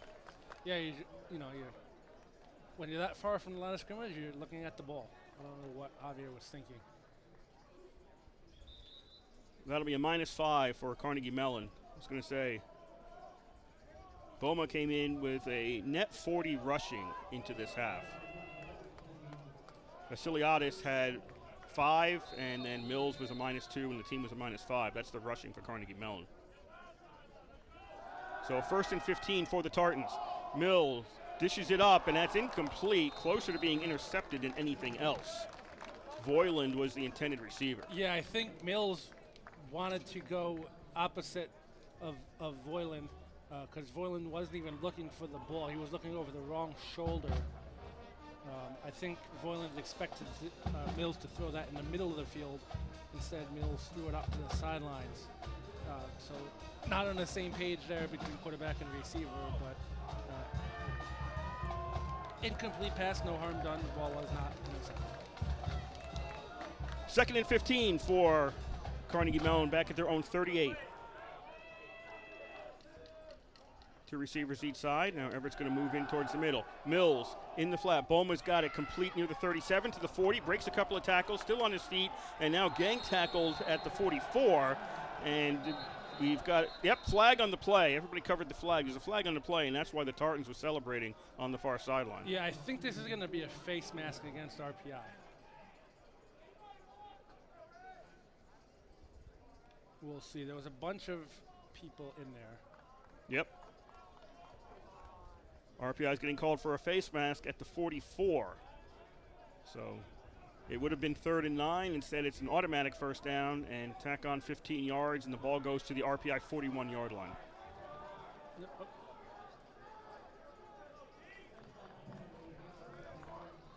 $12 exactly to go here in the 3rd quarter. Carnegie Mellon 3, RPI nothing. 1st and 10 for the Tartans at the RPI 41. Mills looking right, and the ball's up in the air, tipped and falls incomplete. Well, that's a good sign. I mean, RPI is now starting to get the timing down for Mills. That's batted passes good like that. Shows the defensive line starting to get their timing down. I don't believe there's incidental face masking. No. That was all face masks at 15 yards.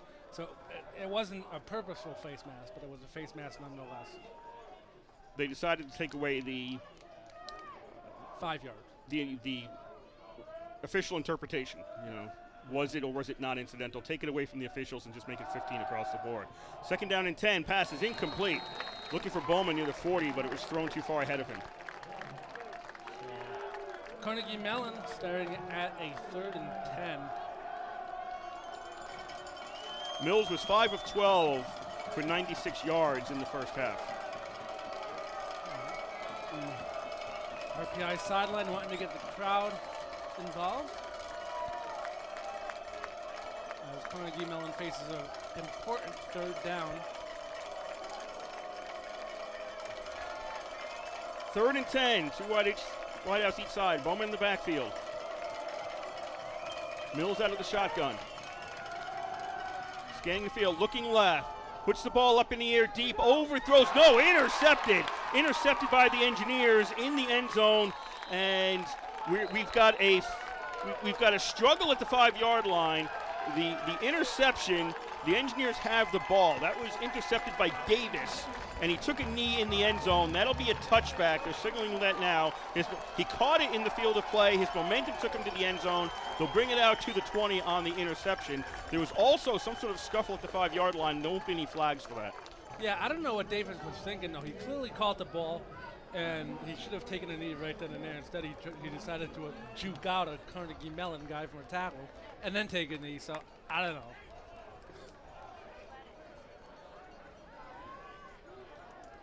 First turnover of the game. Comes at a huge moment for RPI.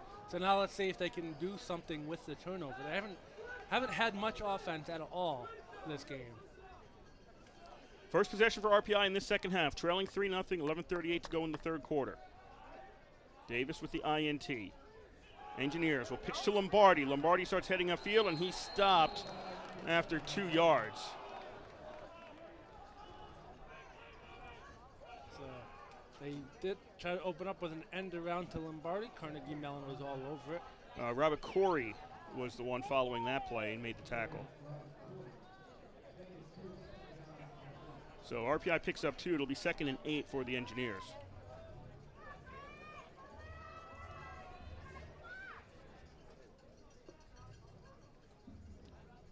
Again, Lombardi goes in motion. Now he'll head back to the right. Peter Kuski fakes the handoff, running out of time, throws. That is complete, and Palmer's got it. Runs out of bounds near the 45, and it'll be a first down for RPI. There we go for RPI. I think that's actually the deepest pass that they've gotten off today, the longest pass from scrimmage. And it results in the first down. RPI has to do a little bit more of that to move the ball against Carnegie Mellon. So Carnegie Mellon's all over the run. They have 10 guys in the box. So the opportunity is there to pass. RPI have just got to take it. RPI 1st and 10 at their own 45, trailing 3-0. Peter Kuski was 9 of 18 in the first half for 72 yards.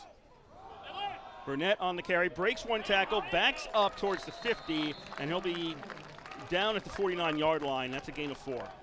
Yeah, good job by Burnett making something out of nothing. He was stopped for no gain. He wound up gaining 4 yards on the play. Actually closer to 5. I think that was a generous spot there. Nope, now they're going to move it back. The generosity ended. It'll be 2nd and, let's call it 6 at the 49-yard line. Lombardi alone on the left, and it looks like somebody went into the back. No, that was Lombardi on the far side. He went into the backfield, catches the pass in the flat. That was actually a lateral, and he gets it across the line of scrimmage, and he's out of bounds at the first down marker. It looks like RPI is moving the chains again. Yeah, actually went nicely designed play. Lombardi went in motion and stopped halfway through and took the lateral back. So he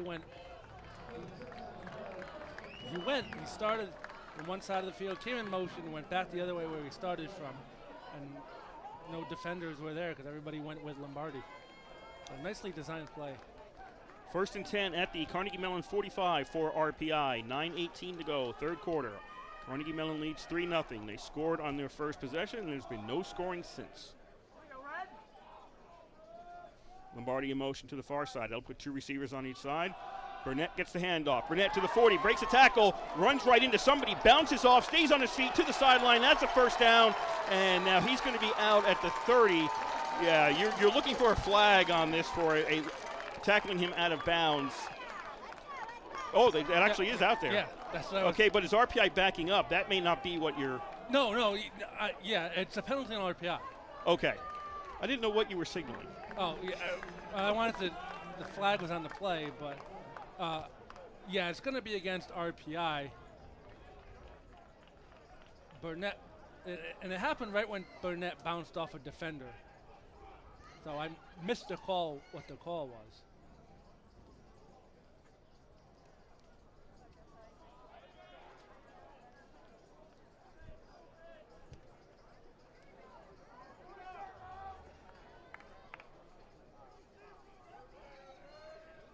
Must have been It's got to be a personal foul. Got to be a personal. Yeah, because it's a spot foul, 15 yards from the spot.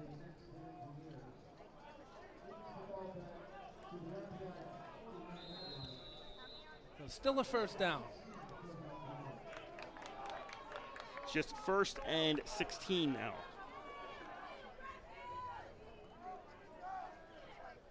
Scoreboard finally changes to show that it's first down. So 1st and 16, RPI's on their own 49 at this point. 8:40 to go, 3rd quarter, 3-0 Carnegie Mellon leads. And Buckley is in the game, and Buckley is not going to find any running room there. He just ran into Coyne and stopped. Yeah, again, RPI was moving the ball, and a penalty stopped the momentum. We saw that for Carnegie Mellon. It is getting a little chippy down there as we see a lot of extracurriculars going on after the play. So officials trying to do a good job to keep it in control with the flags. RPI now with a 2nd and 16, 8 to go, 3rd quarter.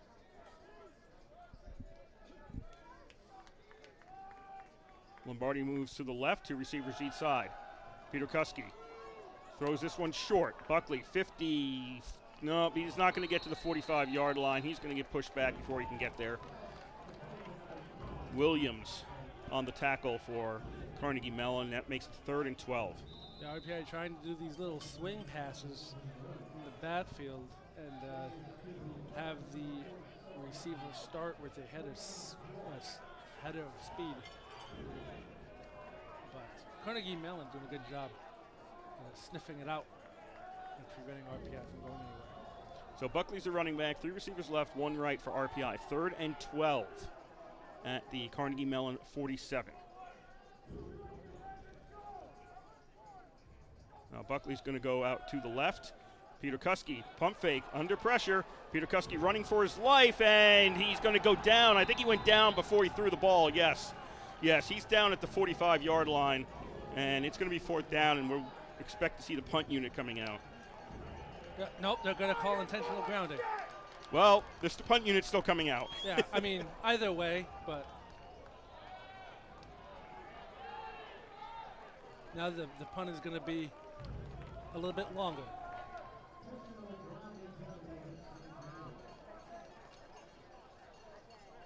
And I thought it was going to be grounding too, but if I'm not mistaken, wasn't that Kevin Cook on the tackle? yes. 40? All right. So it's loss of down and spot, which was also where he would have been tackled. So there's not much of a difference here.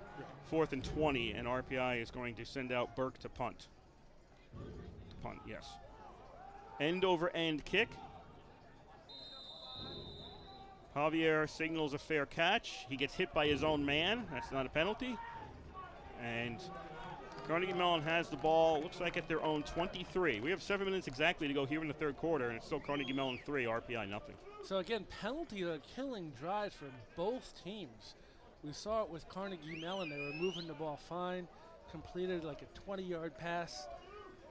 During the play, a personal foul happened, lost all momentum. We've seen almost the exact same scenario happen to RPI.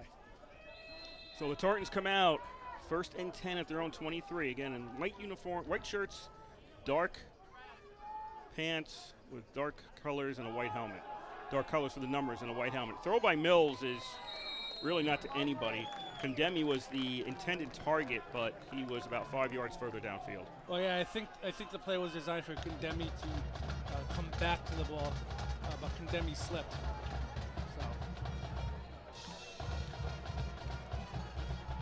So. A Hairston field goal on the first drive of the game for Carnegie Mellon is the only score today. 2nd and 10 at the 23. Another pass is going to miss the target, and it's Condemi again, I don't think he's feeling a lot of love right now, as that pass wasn't on target either, and it goes incomplete. Yeah, that one looked like it slipped out of Mills' hand. As soon as he left it, it was in the ground. So.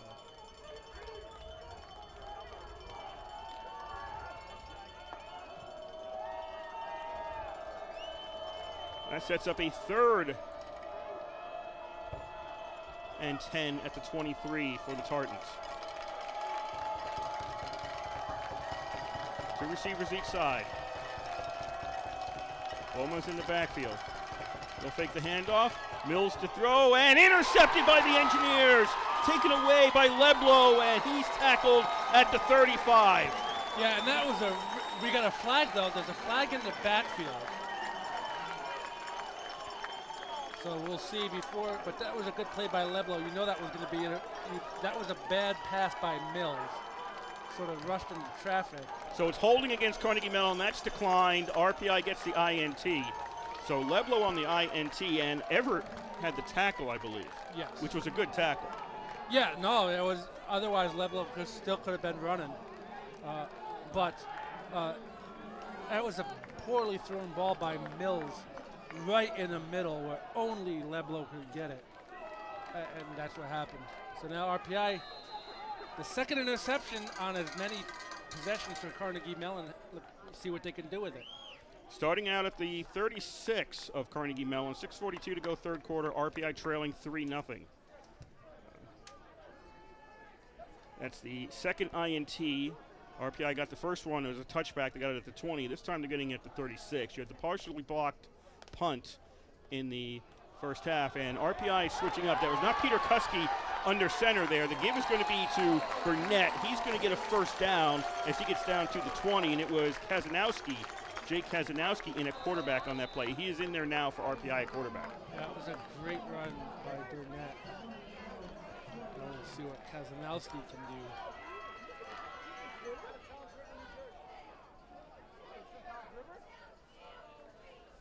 I don't think this is a permanent thing because Peter Kuski's on the sideline with his helmet on. So I think this just may be switching it up and getting a more mobile quarterback in there for some plays. So Kazanowski in his quarterback. 1st and 10 RPI at the Carnegie Mellon 20. 6:03 to go here, third quarter. And his pass is tipped and goes incomplete. Yeah, you and I were talking about it at halftime. Is at least for the time I started, doing football. RPI really hasn't changed their offense up. You had a guy like Marinopoulos for half a decade since they've been running it. He was a mobile quarterback when he had to be. Peter Kuski not really as mobile as Marinopoulos was. Now, see what Kazanowski can do. We do have a Carnegie Mellon player down on the field. That is Williams for Carnegie Mellon, who is right now being looked at by the training staff. So we have a official timeout here in Troy. 6 minutes to go in the third quarter. Carnegie Mellon 3, RPI nothing. So and RPI, they Burnett with the run around. He had a long run from scrimmage. That's what RPI has to do. Get the long runs. Opening up your running game will open up your passing game, and vice versa. So RPI just has to find that magic. They haven't found it yet with 6 minutes to go in the third quarter. But the good news for RPI is they're only down 3-0 to Carnegie Mellon. So. Out-of-town scores in the fourth. St. Lawrence leads Norwich 30-19. That's late in the fourth. Starting in the second, there must be more recent scores than this, but Hobart and Morrisville State, no score. Brockport, Ithaca 17, Brockport nothing at the half. And don't have a Union Worcester State score, and Rochester at Alfred State, that is a 6 o'clock start. Let's see if we can pull up live stats for that Union game.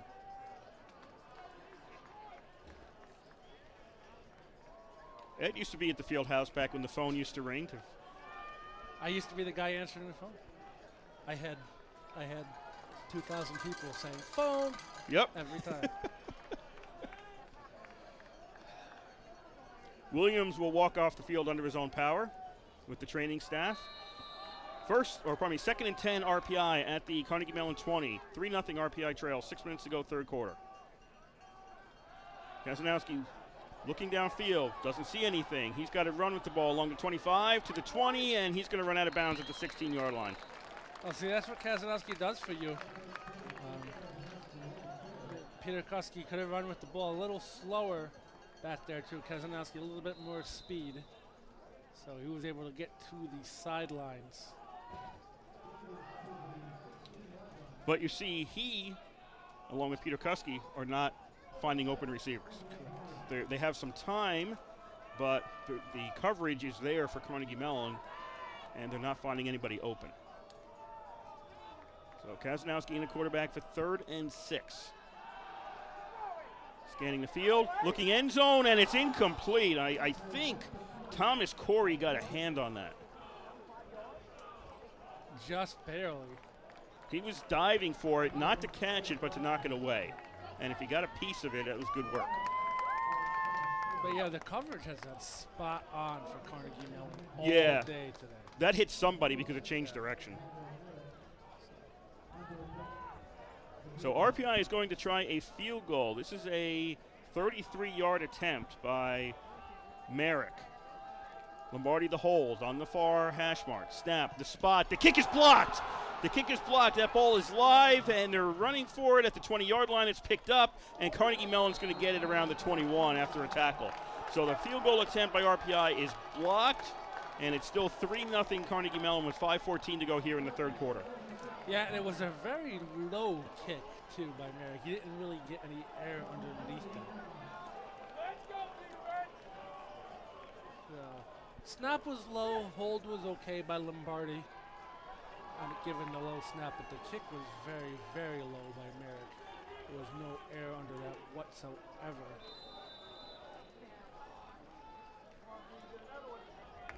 So Carnegie Mellon takes over at the 21 on their side of the field. RPI got the ball at the Carnegie Mellon 36 and did not get any points out of it, and they still trail Carnegie Mellon 3-0.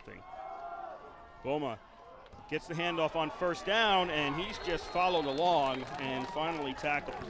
Yeah, and you know, it seems like when Carnegie Mellon strings out RPI in the runs, RPI is up to the task. So. Katinas on the tackle for RPI. Oh, to update you, the Union game, that early third quarter, 61 for Union, 7 for Worcester State. So let's say Union's going to win that one. Boma picks up 2 on the play, 2nd down and 8. He gets the handoff again, goes into a huge pile at the 25-yard line and doesn't come out of that. So that'll be now 3rd and about 6 for the Tartans. So we'll see what they do. RPI had been really good stopping the run. Of course, the last 2 possessions for Carnegie Mellon have resulted in interceptions, but RPI wasn't able to do anything with either the interceptions.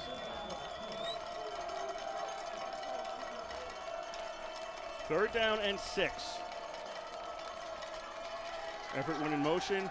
Mills to throw. Does he have a man? He does. That should be a first down as the pass was caught by Condemi at about the 32-yard line, and that'll be enough for a first down.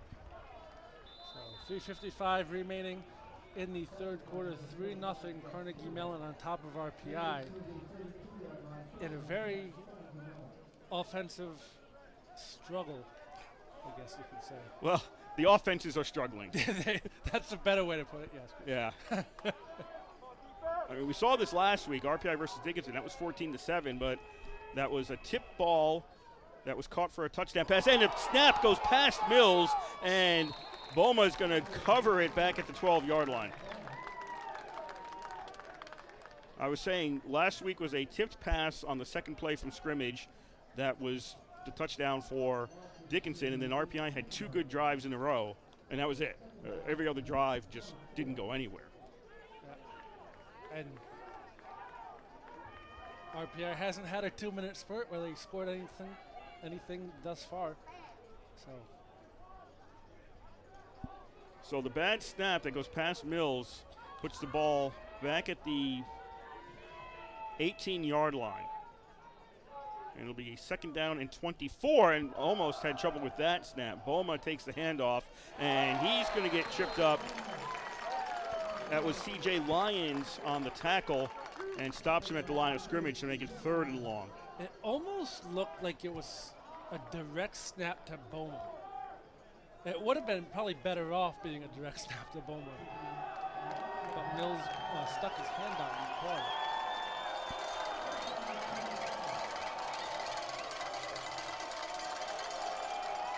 Third and 25 from the 17-yard line.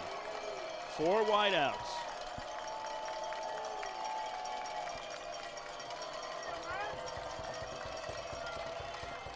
Mills takes the snap. He's going to run with it himself. That was designed, and he is bear hugged and brought down. And at the 20-yard line, he was never going to get close to the first down.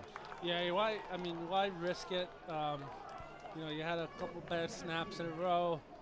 Your last 2 possessions ended in an interception, so why risk it? Just take the punt. The punter has been okay so far. He's been good at flipping the field for Carnegie Mellon. So just take your chances on the punt, and your defense has been excellent against RPI's offense. Blake Terizzi on the tackle for RPI. Jabe is back at his 5 for the punt. Gets the snap, gets it away. Lombardi has to retreat some for this. Doesn't call for the fair catch, and he's out of bounds near the 39. 1:10 to go here, third quarter. 3-0, Carnegie Mellon leads. Yeah, and that was dangerous for Lombardi too. He was sort of running the opposite direction as the punt kept drifting back. So Lombardi's actually kind of lucky he caught that on the run. So again, RPI gets another chance. RPI has definitely had better field position to start drives in this game. Carnegie Mellon hasn't been beyond the 25 on their side of the field to start a drive. RPI has started 3 on Carnegie Mellon's side of the field. Kazanowski stays in there at quarterback. Handoff on first down. Nice hole to start with. That closed up after a gain of 4. But again, I mean, Carnegie Mellon's defensive backs are pretty much only 8 yards off the ball, off the line of scrimmage. So they're sort of giving RPI the chance to pass. See, now it's a little bit more spread out. But for the most part, I mean, Carnegie Mellon's been putting one guy back deep, the safety, and everybody else has been up protecting the run.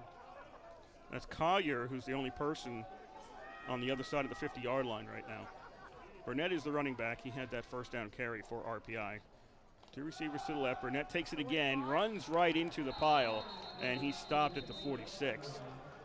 Yeah. If he had bounced that one outside, he might have had a better chance. Yeah, and you know, like I said, with a defense like Carnegie Mellon is playing, if you can get the blocking, you can get your blocking to hold up for a couple seconds, you can pump fake that safety and pull him to the other side of the field and get a man open down the sidelines. That does it for the third quarter in Troy. 45 minutes are done here, and it's still Carnegie Mellon 3, RPI nothing, as it was back in the first quarter. Yep, and neither team really much has anything to brag about. Couple big plays here and there, but stopped by penalties. That's been the name of the game.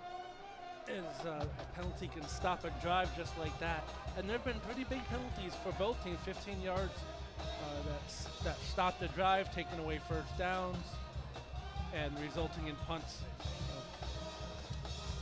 I don't know. This is Coach Isernia down there talking to your team right now and say, "Hey guys, we're better than this. Let's go out and show it." I think Carnegie Mellon's coach is saying the same thing. Absolutely. and both coaches can say, hey, you know, I mean, you don't want to dwell on last year because last year's over. But both coaches say, hey, neither team looks like NCAA tournament caliber teams right now. And both teams are coming off an appearance last year in the NCAA. Well, Carnegie Mellon should have appeared, but they couldn't because of COVID protocols within the football program. But neither team looking really impressive. Through 3 quarters, total yards, total offense, RPI 170, Carnegie Mellon 138. I'm curious to see what's the longest run from scrimmage for either team. Oh, I don't know. I mean, I think for RPI it's been like 10 yards.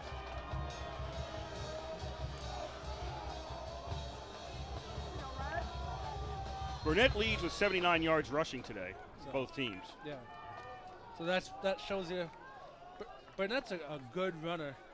That shows you how good the defense has been for Carnegie Mellon. Fourth quarter just about to start here in Troy. RPI left to right, Carnegie Mellon right to left across your radio dial. RPI with a 3rd and 4, and that's not going to get close to a first down. As Kazanowski called that a sack, he sacked back at the 43-yard line, and RPI sending out the punt team. Yeah, I don't know if Burnett was supposed to take that or what, but it looked like it was a play. Burnett looked back like, hey, where's the ball? Kazanowski had it and got sacked, but again, nothing doing for RPI's running game at another drive resulting in a punt.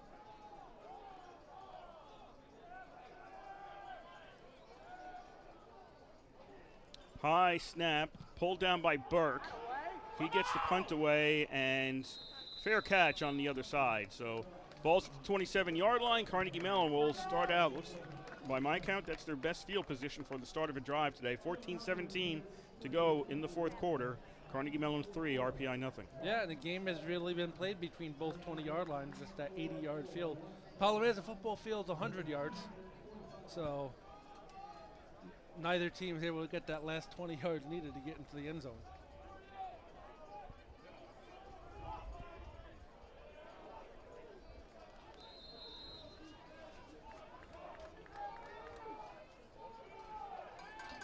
Mills takes his team out for, by my count, the 9th drive, the 9th possession for Carnegie Mellon today.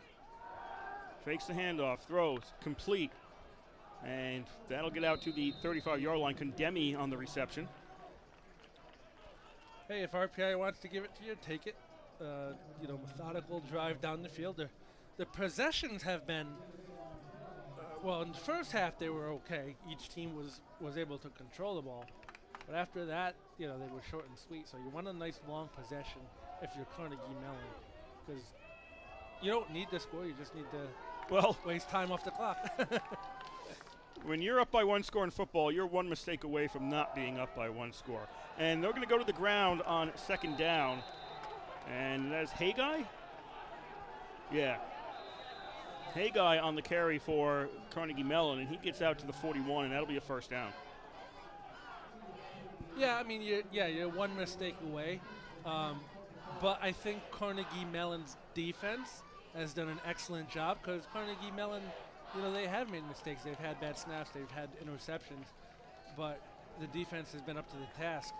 So I guess it depends on where on the field you make it.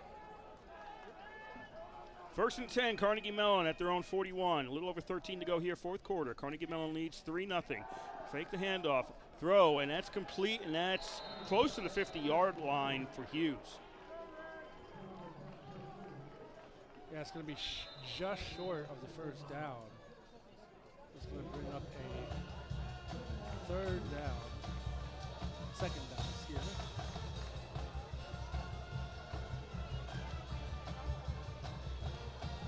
So it'll be 2nd and 2 at the 49. And as Ed was talking about, if Carnegie Mellon can just string along a long drive here and burn some minutes off the clock and get some points, it's going to put RPI in a very bad position. 2nd down. Haggai gets the carry, but he gets caught behind the line of scrimmage by Deptula, and he's caught for a loss. Yeah, and Deptula just came through the line like a shot. So great job by Joe Deptula going through. So that's going to bring up a 3rd down. They're going to be a 3rd and about 4 for Carnegie Mellon.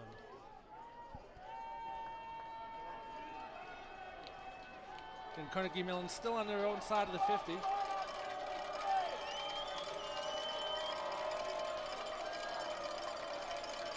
Crowd getting behind the defense right now as RPI tries to get a stop here on 3rd and 4. And Mills is hit, and Mills is going down. Schumacher, first person back there to hit him, and that's a sack back to the 40-yard line. Yeah, nice job by Schumacher to fight off the block. And that defensive end, edge rusher position, whatever you want to call it, coming off and doing the job that it's supposed to do. And Schumacher fighting off that block and getting the sack. So that brings up 4th down and another punt.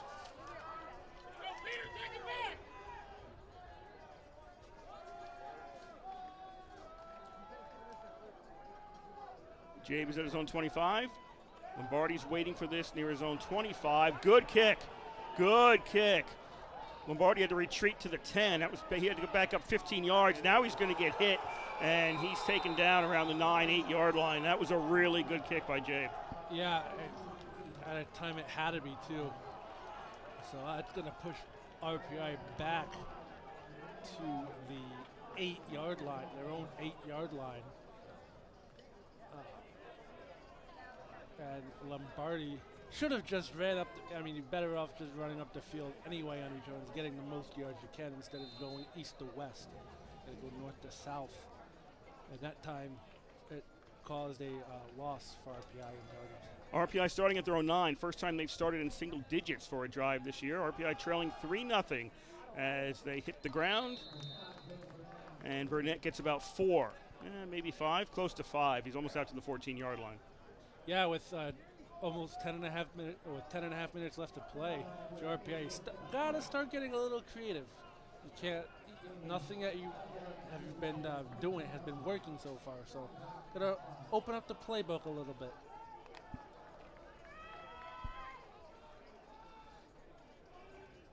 Two receivers to the left, one to the right. Allison now going in motion He's going to be on the left, and a give is to Burnett once again, and he's out to the 17. Yep, 17-yard line, about 2 yards short of a first down. I mean, Burnett just runs, straight to the hole like you're supposed to. He's getting 2 yards, and let's see if he can turn that into a first down on this play. 3rd and 2 RPI. You don't like to say these things are super critical, but, if RPI doesn't get a first down here on punts, Carnegie Mellon's going to get the ball, their own 40 or better.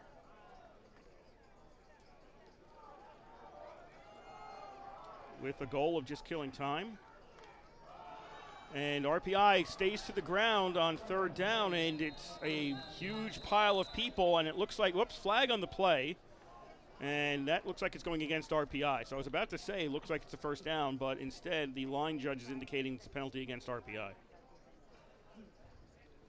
Let's see what the call was. Illegal shift. Yep.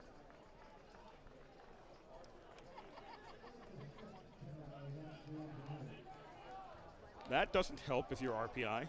Not at all. I mean, that was a first down based on whether the official was standing.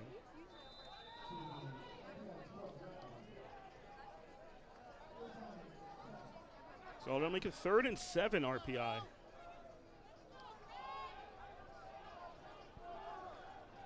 Crowd's not really getting into this one right now.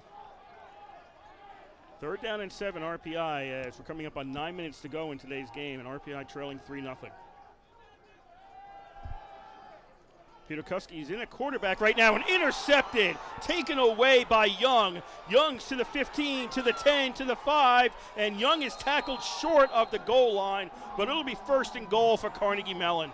And that was the way RPI's offense is going right now. That was a nail in the coffin, especially if Carnegie Mellon can punch it in from the 1 yard line.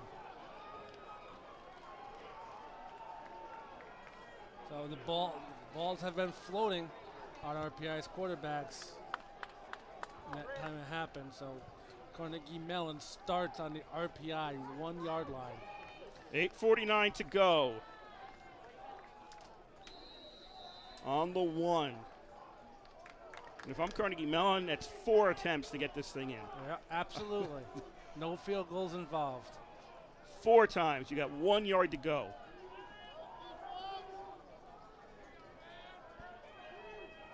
I'm running up the middle, too. I'm not trying to do anything fancy. Right.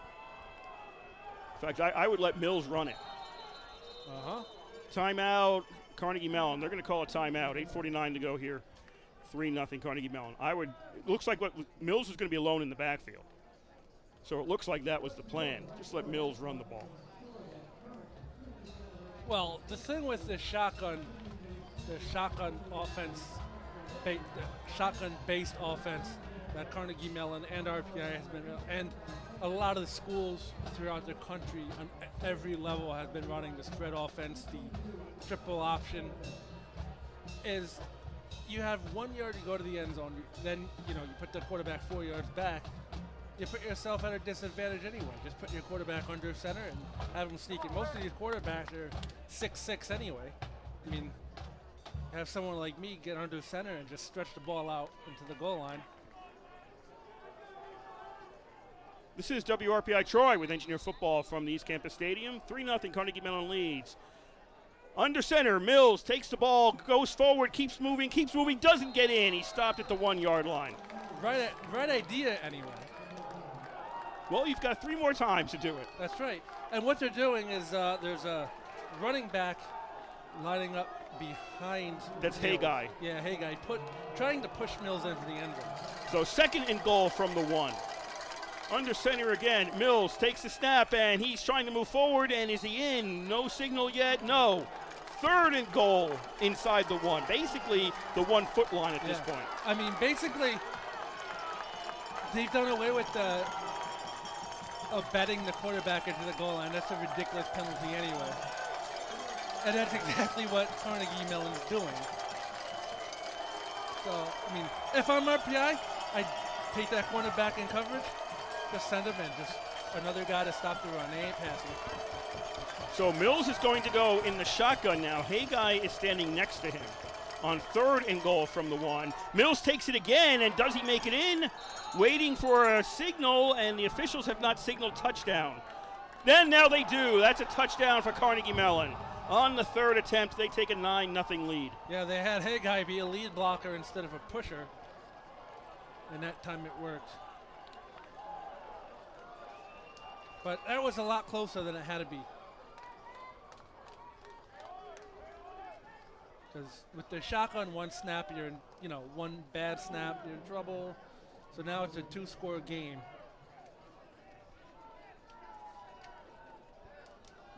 That's Hannah coming in for the extra point attempt. Snap the spot, the kick is up, and the kick is good. 10-0. Carnegie Mellon leads with 7:37 to go in today's game. So now it's a 2-score game for RPI against an offense who hasn't really done anything today lately. So their backs are going to be against the proverbial wall.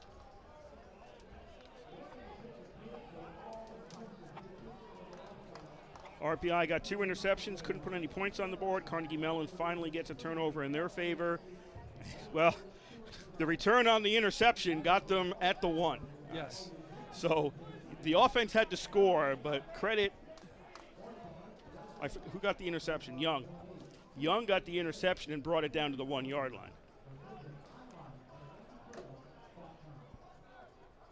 And rest assured that if Carnegie Mellon didn't punch it in the end zone, Young was going to be the most unhappiest person on the bus ride home out of that one. So I could just see him yelling at them. I got it to the 1. What are you guys doing out there? So RPI down 10-0 here with 7:37 to go.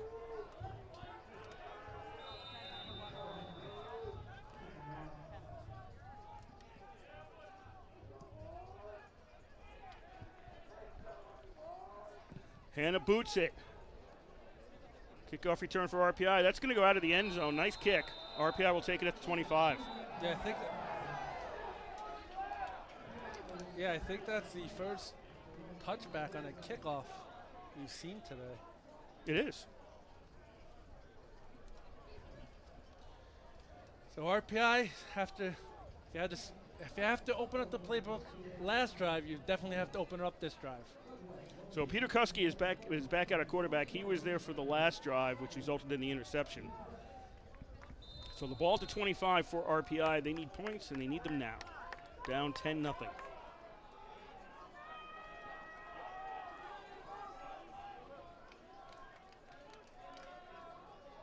Four wide out formation. Peter Kuski to throw. Gets that one off short, and it's going to be taken by Burnett, but he only gains 1 out to the 26. Yeah, that ain't going to help. These short passes are not going to work anymore. This Carnegie Mellon defense has been shut down today. We've seen many plays by RPI where the quarterback just simply didn't have anybody to throw it to. Two receivers each side, second down. Pass along the sideline. Walker Sutton has it, and he runs out of bounds at the 34. So he'll set up a 3rd and 1. Yeah, he could have gotten that extra yard before he went out of bounds. So mental error by Walker Sutton.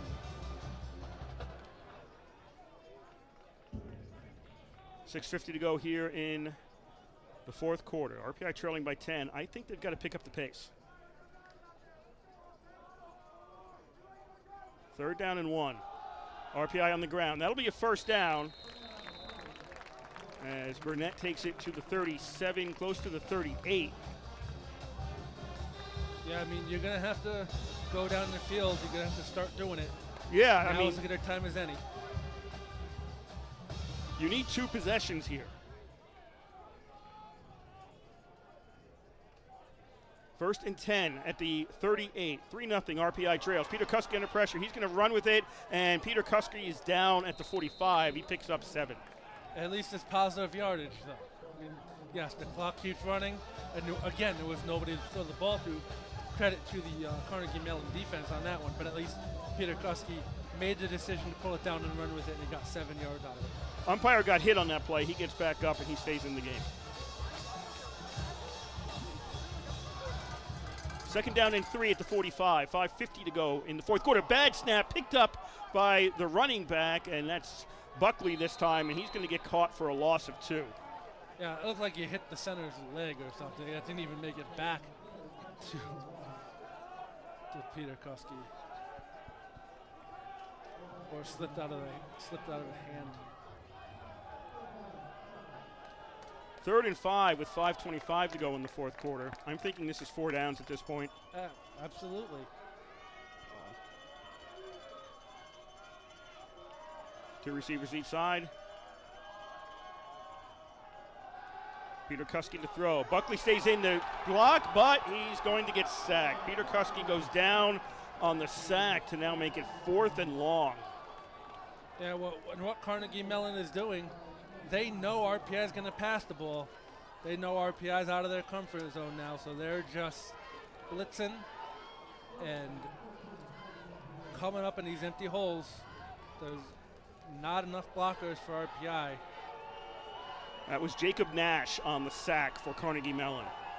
And that pushes RPI back. 4:40 to go here. Fourth quarter. 4th and 14 for RPI. Offense stays out there.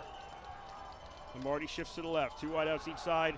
Peter Kuski back to throw. He's going to get hit, and he's sacked back at the 26.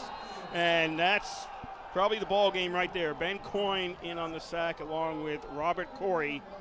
And RPI turns it over on downs at around their own 26-yard line, and down 10-0 with 4:27 to go. That's probably the ball game. Yep. I mean, the way RPI's offense has been going today, you're going to be hard-pressed. Even if you do get the ball back and Carnegie Mellon doesn't score, you're going to be hard-pressed to get the ball down the field and to get 2 scores. Second straight possession that Carnegie Mellon starts on RPI side of the field after their previous 9. They were no better than their own 27. Mills gives to Haggai on first down. He's going to get about 4 yards. Call it 4 yards down to the 23. RPI has 3 timeouts, and Carnegie Mellon is in no rush to run plays right now. Yeah, and now if you're RPI, you know Carnegie Mellon's just going to keep running the ball to run the clock down. So, I mean, I do the same thing Carnegie Mellon is, just blitz, blitz, blitz, and hopefully you get something out of it.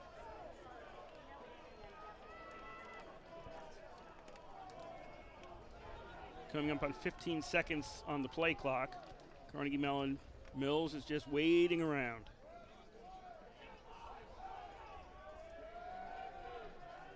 Five seconds.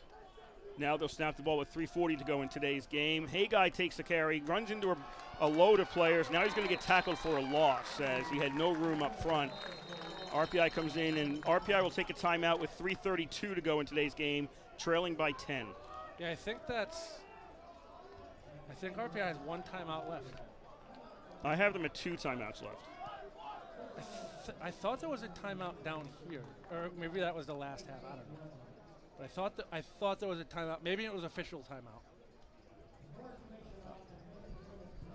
I had Carnegie Mellon taking a timeout There we go.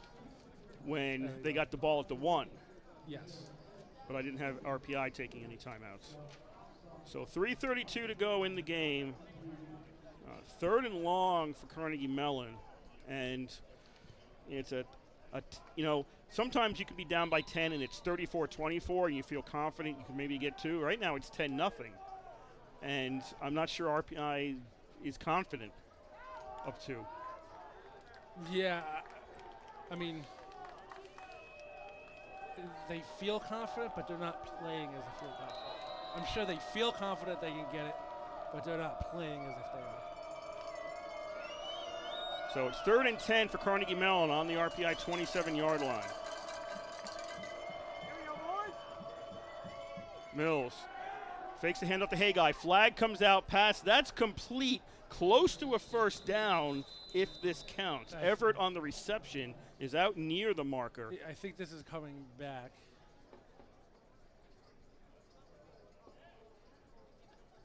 It wasn't whistled dead, so it's probably an illegal shift. Kevin Lynch is our referee. Now they're talking to the coach, I think this might be against RPI. This might be a 5 yards against RPI, and they're asking him, do you want a 4th and short or a 3rd and 5? That might be why they're out there talking about this. Yeah, this is offsides against RPI. It'll be declined, so that becomes 4th and short. 4th and 1 at the 23. That's a really good decision, though, because if you stop it, you put RPI that much back. Well, they're going to go for the field goal here. Oh, okay. This is a 35-yard attempt by Hannah on the far hash mark on 4th and 1.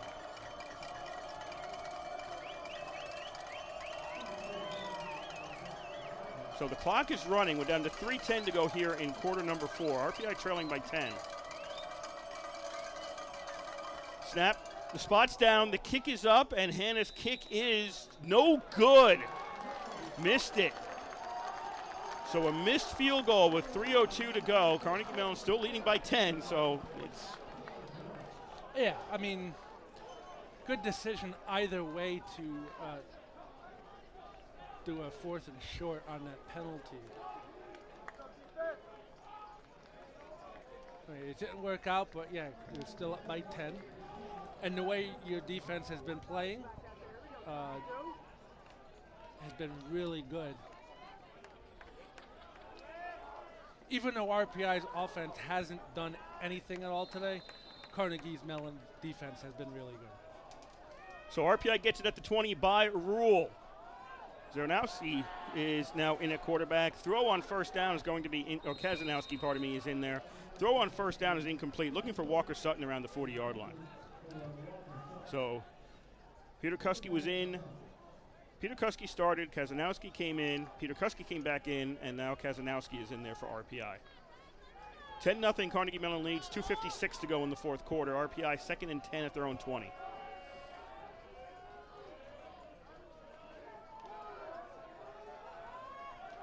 Three receivers to the right, one to the left. RPI needs points, and they need them fast. Kazanowski is going to throw short to Burnett. Burnett's going to get stopped at the 25.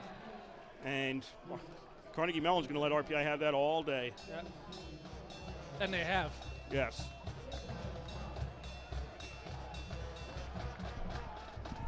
Third down and 5. Coming up on 2.5 to go in the fourth quarter. Kazanowski, Walker Sutton complete at the 35, and nice work by Williams along the sideline. Just got enough of Walker Sutton to prevent him from going down the sideline. Yeah, I mean that could have been 6 for RPI, but Walker Sutton just got hit by Williams to go out of bounds. Yeah. 1st and 10 RPI at the 38. Trailing 10-0. Pass that is complete to Goldsmith at the 42.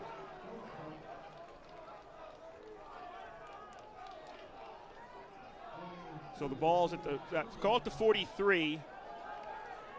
Carnegie Mellon had too many people on the field. Pass that's going to be complete to Palmer, and he's going to go out of bounds at the 49. Yeah, we finally got the flag there because Carnegie Mellon was trying to execute a replacement, and they got caught with too many people on the field, but RPI didn't replace, did they? Well, I think their coach was trying to call a timeout, but there's still a flag on the field. There's no. Okay, so it is a participation violation against Carnegie Mellon, declined by RPI because the result was the first down. Now there's another flag coming out. I think this is against the sideline for Carnegie Mellon. Yes, this is going to be on the Carnegie Mellon coach because he's yelling at the officials. He was trying to get a timeout. So that's Ryan Larson, the coach for Carnegie Mellon. It's 1:55 to go, 10-0 Carnegie Mellon leads. So unsportsmanlike conduct against Carnegie Mellon is going to move it 15 yards further. Okay, so back to the substitution. I don't think RPI substituted, which means they can go up and snap the ball. Correct. If RPI substitutes, Carnegie Mellon gets to substitute. Correct. But I don't think RPI did, which meant Carnegie Mellon got caught. They actually had 13 on the field. Correct. When the ball was snapped. But RPI declined the penalty, took the outcome of the play, and then let's call inappropriate language, perhaps, from Carnegie Mellon on the other side, or however you want to phrase that, is another 15 yards. 1:55 to go here, fourth quarter, 10-0 Carnegie Mellon leads. RPI first and 10 at the Carnegie Mellon 33. Kazanowski throws. That is complete to Lombardi to the 25, and he's out of bounds near the first down marker. So, yeah, I mean, if RPI, found that sooner, found that play sooner, we could be looking at a different style game here. But right now, time is ticking away on the Engineers as the clock will start soon. 1:51 to go in the game. First and 10, RPI. Kazanowski throws, and that's a touchdown. Looks like, I think the defender may have tripped or something, and Ninchi is found along the sideline, and he's in the end zone. What happened was, this was good patience by Kazanowski. The defender was looking in the backfield, and it looked like Kazanowski was going to get sacked, so the defender stopped, because I think he thought Kazanowski went down. But Kazanowski just got out of the tackle and flicked it to the receiver for the touchdown. So Merrick on the try of the extra point. RPI gets 6. RPI now has 7. So 10-7. So undoubtedly an onside kick coming up. So we'll see how that works out. If I'm Carnegie Mellon, I'm putting all my offensive players that are not quarterbacks out there. That they're running backs, they're receivers, anybody that can catch a ball that's not a quarterback, and putting them out there. I don't even know if I would send anybody back deep either. Well, you got to keep one person back there honest, because if RPI decides to kick it deep and all your guys are up front, they could race to the ball and get there first. Right. You got to keep one guy back for honesty. I'm not saying deep though. Okay. I'm saying maybe about 15 yards off the ball. That's how far a squib kick goes. So yeah. So about 20 yards off the ball, there's a guy back for Carnegie Mellon.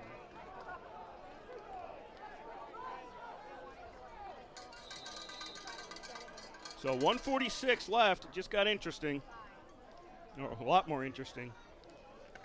So if you're an RPI fan, you may recall the game against Union last year when RPI recovered an onside kick with under a minute to go to set up the field goal that put RPI in the NCAA playoffs. So let's see where this is going.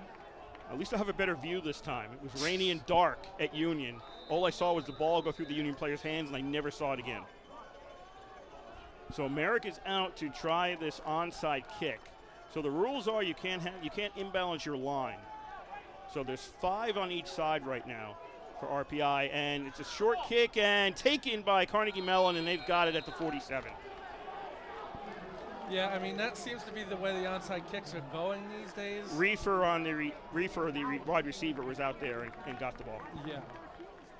The kicker has just been sort of like kicking it with the top of his foot, and everybody was following the ball.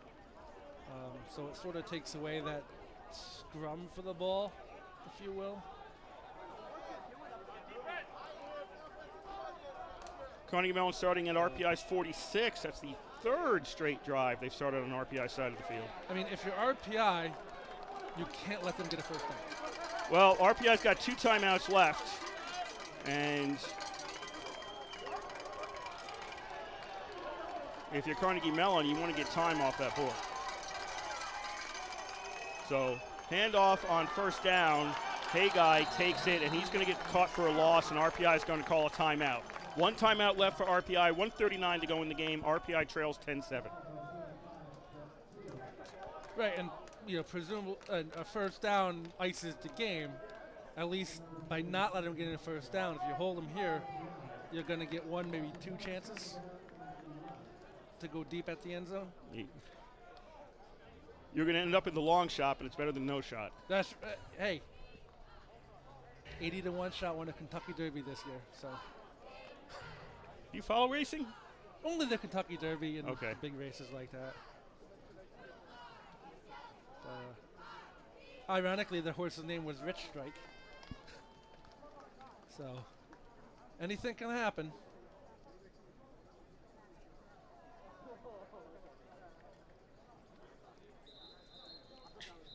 Fourth quarter, 10 minutes to go in Schenectady. Union 76, Worcester State 7.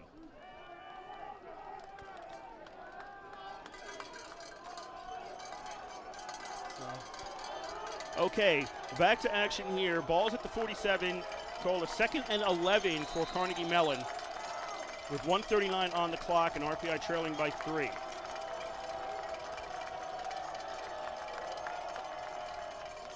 Mills hands off to Haggai. He gets caught behind the line of scrimmage again. Conquo is the first person back there. That'll be a loss of 2, setting up a 3rd and 13. RPI takes a timeout with 1:35 to go. RPI is now out of timeouts. And that's okay with Carnegie Mellon? I mean, Well, I think they'd like to get a few more yards to set up a 3rd Yes. and more manageable. yes. But good news is now you can waste time off the clock. So,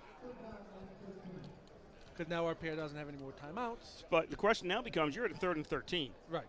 Do you think you can put this on the ground and get 13 yards? Correct. Well, I mean, Well, that's a question here, because if you throw Right. it to get the 13 and it goes incomplete, you just stop the clock for RPI. exactly. And you have 2 chances to get the first down. But do you want to go do if you- it's a 4th down? Right. Do you want RPI to get the ball if you fail on 4th down at their own 40-ish? Well, I mean, you can always punt and put them back. I'm going to say, Carnegie Mellon right now, what are they thinking here on 3rd down? Do you want the first, or do you want to get the I say clock, kill the clock as much as possible and punt I it if say you don't get it? I say kill the clock and punt. That's my opinion.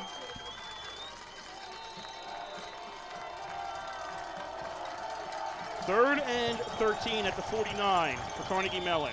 And they're going to go to the ground. Haggai takes it. Haggai's not going to get a first down. He's going to get stopped at the 47. Clock will run. RPI's out of timeouts. Because now when Carnegie Mellon lines up the punt, there's going to be 45 seconds left, let's say. It's going to be around that when the punt happens. Yeah. So Carnegie Mellon has 2 timeouts. They can talk about this and run it down to the last possible second and think about it.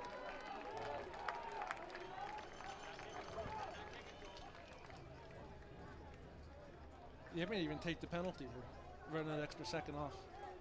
Yeah, Oh, they just got the timeout. they just called their second timeout of the half. So 47 seconds are left here.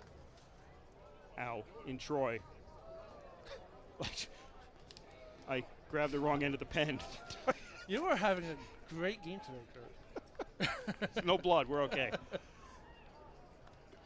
47 seconds left in Troy. 10-7. Carnegie Mellon leads RPI. They've got a 4th and 11 at the RPI 47. So the ball snap, you're going to kick with 45 seconds left. You don't want to put it in the end zone for the touchback. Well,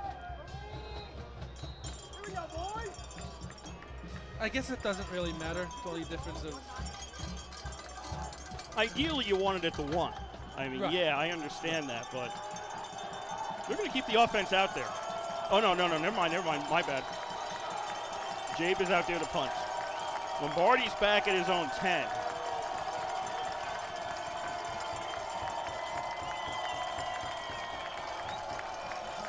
Good snap. Jabe gets the kick away, end over end kick. Lombardi signals for a fair catch, lets it bounce, goes into the end zone. This will come out to the 20 with 41 seconds left on the clock. okay. So 41 seconds, no timeouts. You got to come out passing. You got to shore up your line. You got to get the blocking down. You can maybe do 1 or 2 of those 5-yard out passes you've been doing, but each pass has to go towards the sideline. You can't do anything in the middle of the field. So if I'm Carnegie Mellon on defense, I'm giving RPI the middle of the field all day. Because RPI can't stop the clock. That is correct. RPI is out of timeouts. 1st and 10 at their own 20, down by 3, 41 seconds left. Kaznowski throws. That is complete sideline, and that is out of bounds on the sideline by Ninchi. He's the one with the touchdown for RPI. He's out at the 29. Clock stops at 36 seconds to go. Now RPI just needs 3, but then the question becomes, I'm not sure what Merrick's range is. Well, not only that, but when do you, I mean, you have to decide really quick if you get to a certain point to do that. Yes, because there's no timeout to get the kicking team on the field. 4 wide out formation. Kazanowski throws that out of bounds. That was a miscommunication on the route. Clock stopped at 33 seconds to go. I mean, I'd say you try it if you're on the 25-yard line. 35 be a little bit too far. You don't have Andrew Franks anymore. 3rd and 1.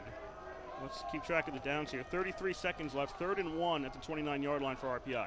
Kazanowski is going to look right this time. Pass complete to Walker Sutton. Tackled in the field. He's got a first down, so that'll stop the clock while they move the chains.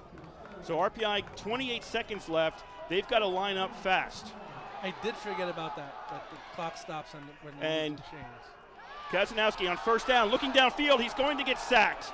Kazanowski gets grabbed, and they're going to blow the play dead, as they should. He was still on his feet, but Coyne came in and had him under control, and they blew the play dead, and that's the correct call. So now 8 seconds, 5 seconds to go. Spike it with 4 seconds to go. Yeah. And now if I'm Carnegie Mellon, I don't rush anybody. I put everybody back. So it's going to come down to one play here. The field goal question is moot. Yes. Unless you have a series of defensive penalties that get you close enough, and I can't imagine that happening. Remember, pass interference in college is only a 15-yard penalty at most. We're going to get a timeout Carnegie Mellon here. Yes. So if you're thinking NFL, you throw downfield, hope for the penalty. Sure, you could throw downfield to the 15, 10, or whatever. Maybe you get a penalty and you get the ball there. In college, it doesn't work that way. It's 15 yards max, which also means if you're Carnegie Mellon and somebody gets behind you, just drag them down. Mm-hmm. Just don't risk it. If they're behind you, just take them down, take a defensive holding or pass interference, and go back out onto the field. Well, if I'm Carnegie Mellon, if I'm the defensive coach, I'm putting 3 guys on the side. I'm putting 3 guys on the in the end zone, in the front line of the end zone. I'm putting 4 guys probably around the 35 or so, and the rest of my guys I'm keeping at the 45. I'm going to give RPI that buffer. I'm going to give RPI a 30-yard buffer to do it. So the ball's on the 33, so there's 67 yards that Carnegie Mellon's defense has to play with here. 4 seconds left, RPI trailing by 3.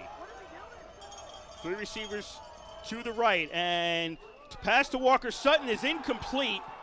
And are they going to call that a fumble? I didn't think it was a completed pass. And they're going to say the game is over. I'm not sure what the call is here. Somebody ended up with the ball and got tackled around the 50, and that's the game. So we don't know officially if that was a fumble or an incomplete pass.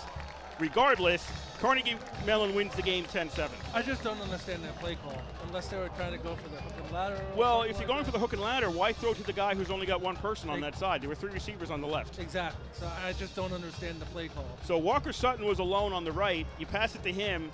Sure, you've got somebody who followed up when the ball came loose. I don't think he actually caught the ball, to be honest with you. But all your receivers are on the other side. Right. So I'm confused by the play as well.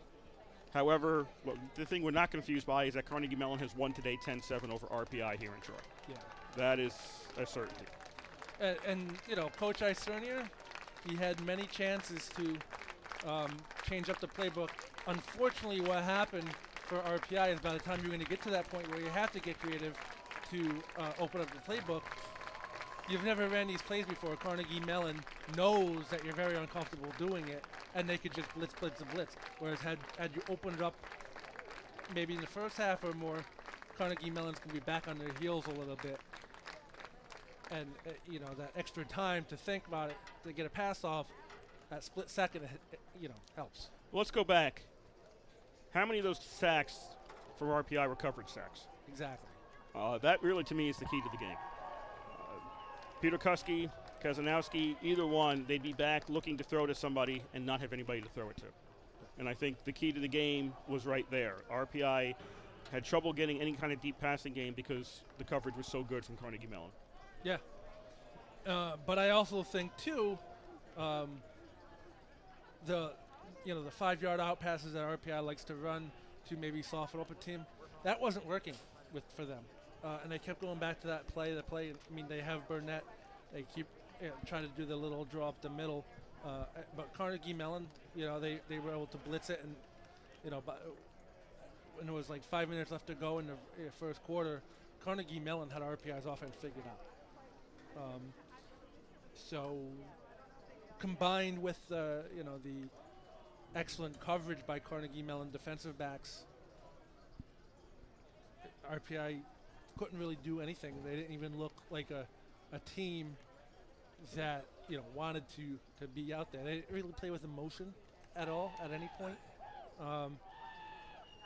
I mean, you could say the last minute of the game they did, but by then it was. I think there was a lot of almost too frustration late at that point. Yeah. And it could go both ways because the total yards in today's game, RPI 261, Carnegie Mellon 161. Yeah. You had a game played mostly between the 20s. RPI gets 100 more yards than their opposition. If you count drives in terms of the offense running the entire drive, RPI won 7-3. The one drive that got Carnegie Mellon their touchdown, they got it at the 1. The defense got that. And I'm not saying they don't deserve that. They do. Right. That was Young running that ball back from midfield down to the 1 yard line on defense. And great work by Young to get his offense into the correct position to get that touchdown. So it's a 10-7 game. It was a close game. The stats maybe a little lopsided for RPI because they did get that room in between the 20s for much of the day. They got better field position much of the day. They just couldn't finish it. And, Carnegie Mellon, I'll go back once again, the passing game, all those coverage sacks. And I think that's really what made the difference. And RPI did take what Carnegie Mellon was giving them, but unfortunately for RPI, Carnegie Mellon didn't give them much to do about. And also, let's go back to the stat you mentioned: 100 more total yards for RPI than Carnegie Mellon. How many yards did Carnegie Mellon have in penalties, though? I mean, ruined drives. Yeah, they did some damage to themselves. So when you factor that in, yes, RPI had a little bit had 100 yards more than Carnegie Mellon, but yeah, Carnegie Mellon took penalties at bad times. Yes, and let's not forget 15 yards on the RPI scoring play. Yes, that they took from the sideline. That was a mental. And RPI had one too that ruined a big drive for them. Yeah. Back in the third quarter. So big story was penalties. So. Not a lot, but at key moments, those penalties were there. Okay, so the scoring in today's game as people are heading out here at the East Campus Stadium. First quarter, it was Hairston with a 23-yard field goal, 5:19 to go in the first quarter, made it 3-0 Carnegie Mellon. And that was all the scoring through to the half and through the third quarter. It was 3-0 at half, 3-0 after 3 quarters. And then Carnegie Mellon, with 7:37 to go in the game, got a touchdown. Mills with a 1-yard run, and that's from the Young interception around midfield, getting it down to the 1-yard line. Hannah with the kick made it 10-0 Carnegie Mellon. RPI did get one score, 1:46 left to go in the game. That was Kazanowski to Ninchi on a 23-yard pass. Merrick's kick made it 10-7 in favor of Carnegie Mellon. RPI, though, they did get the ball back late in the game, but they were not able to get it downfield. And with 4 seconds left, they had one play left, and basically everything died around the 50-yard line. And so that was a final here in Troy. RPI falling to Carnegie Mellon 10-7. Yeah. For RPI, they fall to 1-1 on the season. Carnegie Mellon improves to 2-0. Carnegie Mellon came in on an 8-game winning streak because they couldn't play in the NCAAs last year. Not to say they would have lost, but they couldn't play. They ended the season with a win, didn't play postseason, and then have started the season with 2 wins. So now they're on a 9-game winning streak. RPI was a 1-game winning streak. Now took the loss today. For Carnegie Mellon, they're home against Grove City next Saturday at 1 p.m. And for RPI, they are home against WPI right here at the East Campus Stadium. That's a 5 p.m. start next Saturday. Your engineers of the game? I think offensively, I'm going to give it to Dylan Burnett. I mean, he pretty much carried the offense on his shoulders.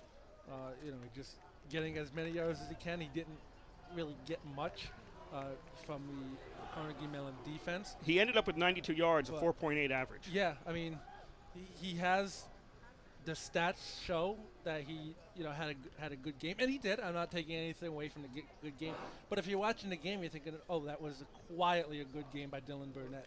Not really any flashy plays that he had. Longest run was 16. Yeah, he just methodically, had a good game. And I think defensively, I don't know. I'll give it to Leblo. I mean, he had the interception. Yeah, You know. we're leaving here with an RPI loss. Let's not ignore the fact that the RPI defense, 3 points on the drives, and then their offense put them at the 1, which frankly, if you stop the other team at the 1, that is awesome. But you got to figure the other team gets it at the 1, 4 tries, they're going to get it in once. Yeah, and RPI had a great, a goal line stand. When Carnegie Mellon got the first field goal, let's not forget it was at the 5-yard line, too, as well. And that's also one of the penalties we were talking about. But RPI had a really good goal line stand. The defense played, really well for what it was. I'll give it to Leblo. He had the interception, and he just tried to jumpstart his team with a few tackles and stuff down there. But unfortunately for RPI, they didn't make enough defensive plays when they had to. It's tough to say that the way the defense played. Yeah, I mean, it was a 3-goal loss, 3-point loss, yeah. 3-point loss. To say the defense didn't do enough is a understatement. It's sad to say, but I'm going to put it this way: if you're coming to play a team that was in the NCAA's last year and are expected to do well again this year, and your defense only gives up 10 points, you got to think you're going to win that game. Correct. You have to think you're going to win that game with only a 10 points surrendered, and they didn't, and it happens. We've all seen enough games that it happens. Our RPI did not play badly. It was very two evenly matched teams here today. Yes. Somebody was going to win, and somebody wasn't going to win. And if you're an RPI fan, you ended up on the wrong side. If you're a Carnegie Mellon fan, you're happy with the way this one turned out. That was the way it was going to be. This was not a game. This was not a game of dominance. And let's not forget RPI had a blocked field goal. So there's a lot of what ifs on this one. A lot of what ifs, right? Yeah. RPI is going to leave, and they're going to be thinking about a whole lot of what ifs out of this game, and that's just the way it goes. Yeah. Well, but anyway, before we go off the air, we have to say a few thank yous. We'd like to thank Will Dunn back at the station for getting us out there and making sure we stayed on the air. I understand before I got here it was quite a bit of It was a little hectic. Hectic before I got here. That's why my brain is a little bit off. But I got here about 20 minutes before the game started. It was just leave it at that. It was very hectic. So we'd like to thank Will for getting us out and making sure we stayed there. We'd also like to thank the Rensselaer Union, which provides the funding for WRPI and all club-related activities of the Institute, including WRPI's coverage of RPI men's and women's ice hockey, football, and baseball later on in the year. We'd also like to thank you all for listening on the World Wide Web. Just point your browser to www.wrpi.org, and you can hear our broadcast 24 hours a day, 7 days a week, as long as we're broadcasting. We will have the broadcast for us on the air. That's once again www.wrpi.org. And also, if you're a current RPI student, you want to try your hand at sports broadcasting, like the game you heard today between RPI and Carnegie Mellon, or hockey later on in the season, or baseball if you so choose, or basketball, who knows. We can try to get you on the air for one of them. Just shoot us an email at wrpi.sports@rpi.edu, and we can do our best to accommodate you. There are plenty of opportunities this season to get on the air for football, men's and women's ice hockey, and baseball later on in the year. Like I said, if you have an interest in a sport, let us know. We can do our best to accommodate you. But shoot us an email at wrpi-sports@rpi.edu. So that will do it from the East Campus Athletic Village. Just a reminder again, RPI's next game here at the East Campus Stadium, 5 o'clock next Saturday. Yes, 5 o'clock next Saturday here at East Campus. Hockey doesn't start till October, so we will have football for the foreseeable future for the next 3 weeks or so. But that will do it here for the East Campus Athletic Stadium football game. The final score was Carnegie Mellon 10, RPI 7. For Kurt Stark, I'm Ed DeGuerin. You've been listening to live coverage of RPI football on 91.5 FM WRPI Troy.